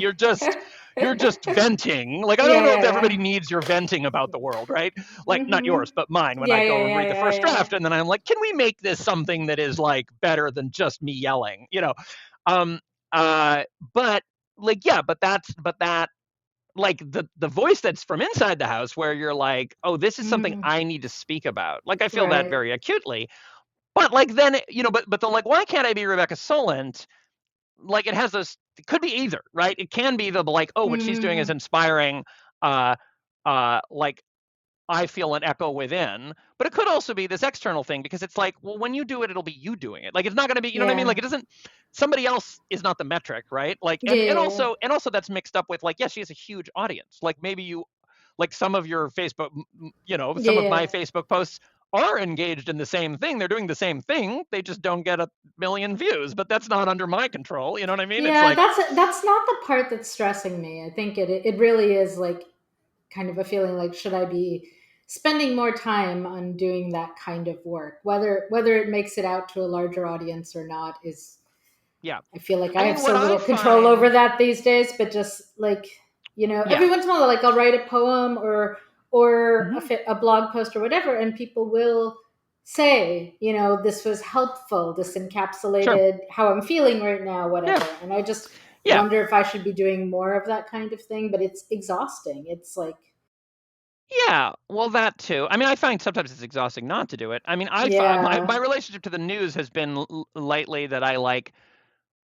I was going to say this before about when speaking about chaos and this. This is the thing that I was like, oh, I'm going to forget the thing, and then I Hmm. forgot the thing, and now I remember the thing, which is that the balance between being a passive consumer, being an active consumer, and being a producer is very Hmm. interesting. Where I feel like if I sometimes I'm literally just stuck on Facebook. For a while I was really avoiding social media successfully, but like so much, like partly it's like there are things like part of the chaos in the world is like, well, that is one place that I have some effect, and Hmm. and I, and whatever. And then we're trying to promote the workshop and whatever. So I get sucked back in. But like the lowest energy state, kind of worst case scenario, is then I just end up watching like reel after reel. You know what I mean? It's like, or well, Hmm. scrolling past posts is also like, you know, I've talked about this before, but like the kind of brain attention where you're just like this law is going to destroy everything. I have a new puppy. I have cancer. Like here's my new house. Like that, Hmm. like the weird heterogeneous flow of like, and I'm not deciding what comes next, right? Like Yeah, the yeah, algorithm is yeah. pushing one thing after me another and Mhm. yanking my emotional space all over the place. Like I'm going from, and then what's weird is also Mhm. my memory, because it's this it's this disassociative fugue state. And then later I talk to somebody, I'm like, wait, is this the person with the new house or the person whose mom died? Like, I don't, you know what I mean? Like, it doesn't even, I'm not having a normal Mhm. human reaction to these things that are being presented to me because they're in this soup. Things that if I was talking to the person, I would have, be like, oh my God, like, let's have a long conversation about that. Just go by in a blur alongside wars and they're Yeah, totally out of perspective. yeah. Anyway, but that's like, there's this sort of passive kind of attention where sometimes I lose time on And it's not that any of it, I do want to know that my friend has cancer. I do want to know that like the, you know, they're still starving Gaza.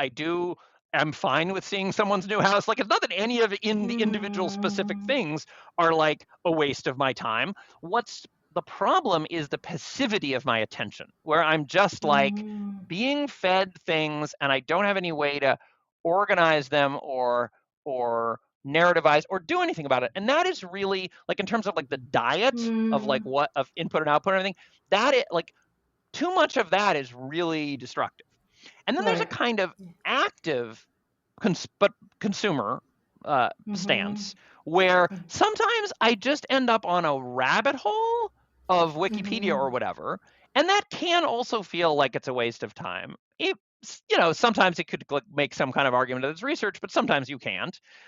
But like, it is me following like particularly if I'm like there is something even about the Wikipedia links where it's like, why are you clicking on this now? Like it's just, it's just like a magpie shiny thing in front of your face.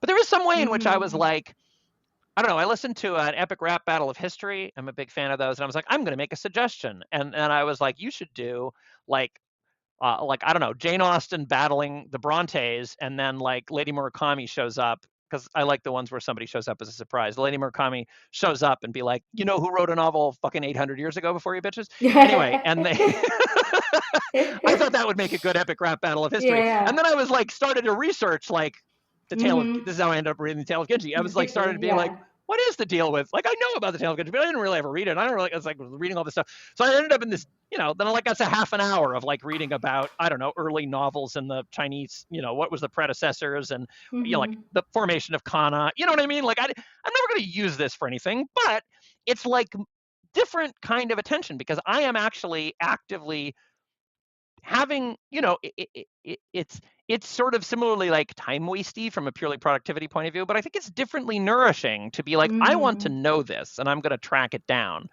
Um, and actually, I guess it wasn't entirely passive because I went and got the Tale of Genji and started reading it. So, Yeah, yeah. but but and then there is also this balance between being a consumer and a producer because like when there's just like input of news and whatever, it's like my brain is devoting all this attention and I can't do anything about it. I think that's actively painful. And just Mhm. every time that I'm like, now I am going to today's writing is going to be like I'm going to write a post about Gaza and I'm going to like track down all the things I need to do to not completely make an ass of myself to do that. Sure.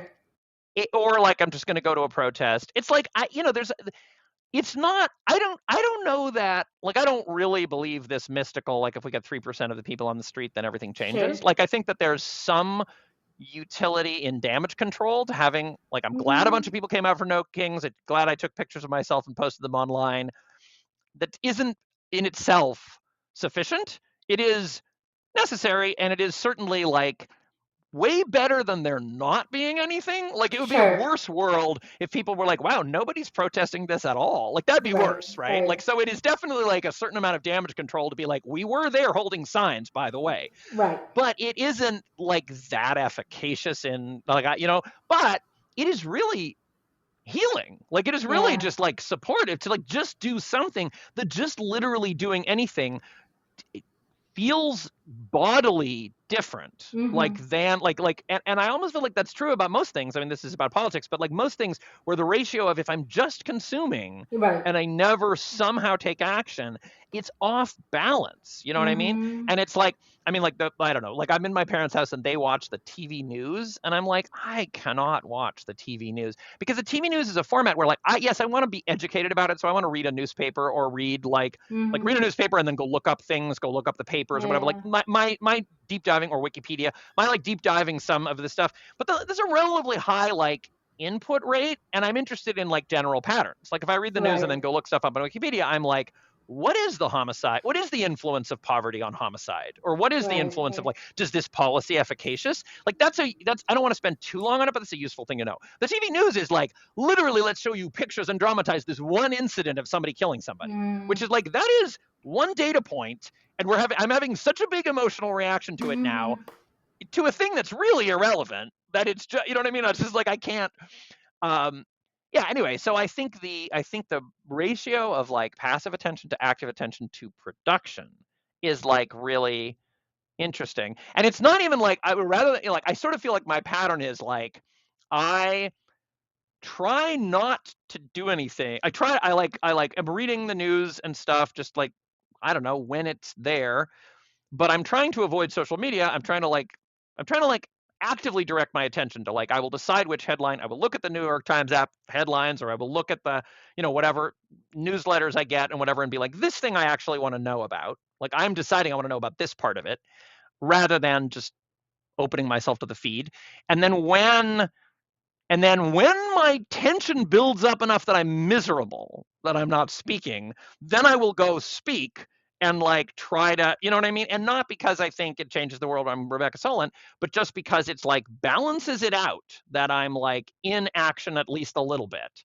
Like I'm going and holding a sign or Hmm. I'm posting a screed or Yeah, whatever, yeah, yeah. like to flush out and like get the balance back because I don't fool myself that and I think there's a real temptation especially for somebody like me talky white guy to think that my knowing a lot about it does something. And it's like the amount that my knowing a lot about it does is very like occasionally maybe I will position myself in a place. So it is sort of like a useful thing to do to know some stuff, but like it's really easy to overestimate, like to think that immersing myself more is helping when it's often not. Yeah, Like, you know what I mean? Like I need to know right. enough that if I am called upon to be useful, I could say something useful and I won't make an ass of myself. But like, there's definitely a real point of diminishing returns where I'm just going to make Yeah. myself less useful and more miserable and be more of an expert, but who the fuck gives a shit? You know what I mean? Yeah, Um, yeah. I mean, I went to the University of Chicago, and I feel like a lot of my classmates kind of like fall into that. yeah, Of, we were really trained to learn and to think critically, and yeah, we got good at that. We were not in any way trained to act, right? yeah, Like right. so. And the Um, people who, like, the people making the biggest difference are usually the people who are used to acting and not necessarily so exactly right about everything. And it yeah, turns out not to matter that much. Like, like yeah. the kind of When I thing I was trained was for, is very overestimated, right? when I was running for office, a local state official met with me and gave me advice, and she said that 70% of people. This has all like been studied, right? 70% of people will vote for you if you shake their hand and ask for their vote. Mm-hmm. I mean, like that is like if you want to make change in the world. That's one Mm-hmm. of the most useful things to know. And then you've got to go wear out your shoe leather and meet Mm-hmm. people Yep. and shake their hand and listen to them and talk to them. Like Yeah. that's you could Yeah. you could spend all day every day learning the things on the internet um Right. Right. and never never change a mind, never. Yeah. I don't know. I think I it's really interesting to attend to this balance of input and output, and also what kind of output is effective. Like, I will occasionally write a Facebook screed, but I don't actually think that is the biggest impact that I have. Do you know what I mean? And when you were sort of saying, like, maybe I should be doing this world saving thing instead of writing about my garden, it's like, well, I guess it depends on who you are. Do you know what I mean? Like, Yeah, there's yeah, some people who they're going to make more of a difference writing about their garden than, do you know what I mean? Like because just more like which again I'm fine yeah, with just yeah, more. I'm yeah, fine with just the reposting and the waving signs, but like do you know what I mean? Like it's easy yeah, to yeah, yeah, it's fool easy to fool yourself that you are yeah. making more of a difference if the topic is more important. But it's like if you I don't know, like you have to add to the conversation what is useful for you to add to the conversation. I think everybody has ways in which they can move life, but like I'm very drawn to like, well, I'll be the smart expert who knows everything, which is like not actually even like you know what I mean? Like it's easy to overestimate the utility of certain kinds of action, and the important thing is Jamaica. really like some action. Yeah, I think about Jamaica Kincaid. She, wrote A Small Place, which are these essays about colonialism and its Mm-hmm. effects in Antigua, Mm-hmm. and Lucy, various novels, right? But she also wrote My Garden Book, which is literally a book about gardening. Yeah. And Yeah. I really enjoyed it. It's kind of hilarious because she sort of mocks some of the places that I buy from because they have Uh-huh. pretty catalogs with pretty Yeah. photos, and Yeah. but you can get better stuff cheaper elsewhere if you're not distracted by the pretty photos. Yeah.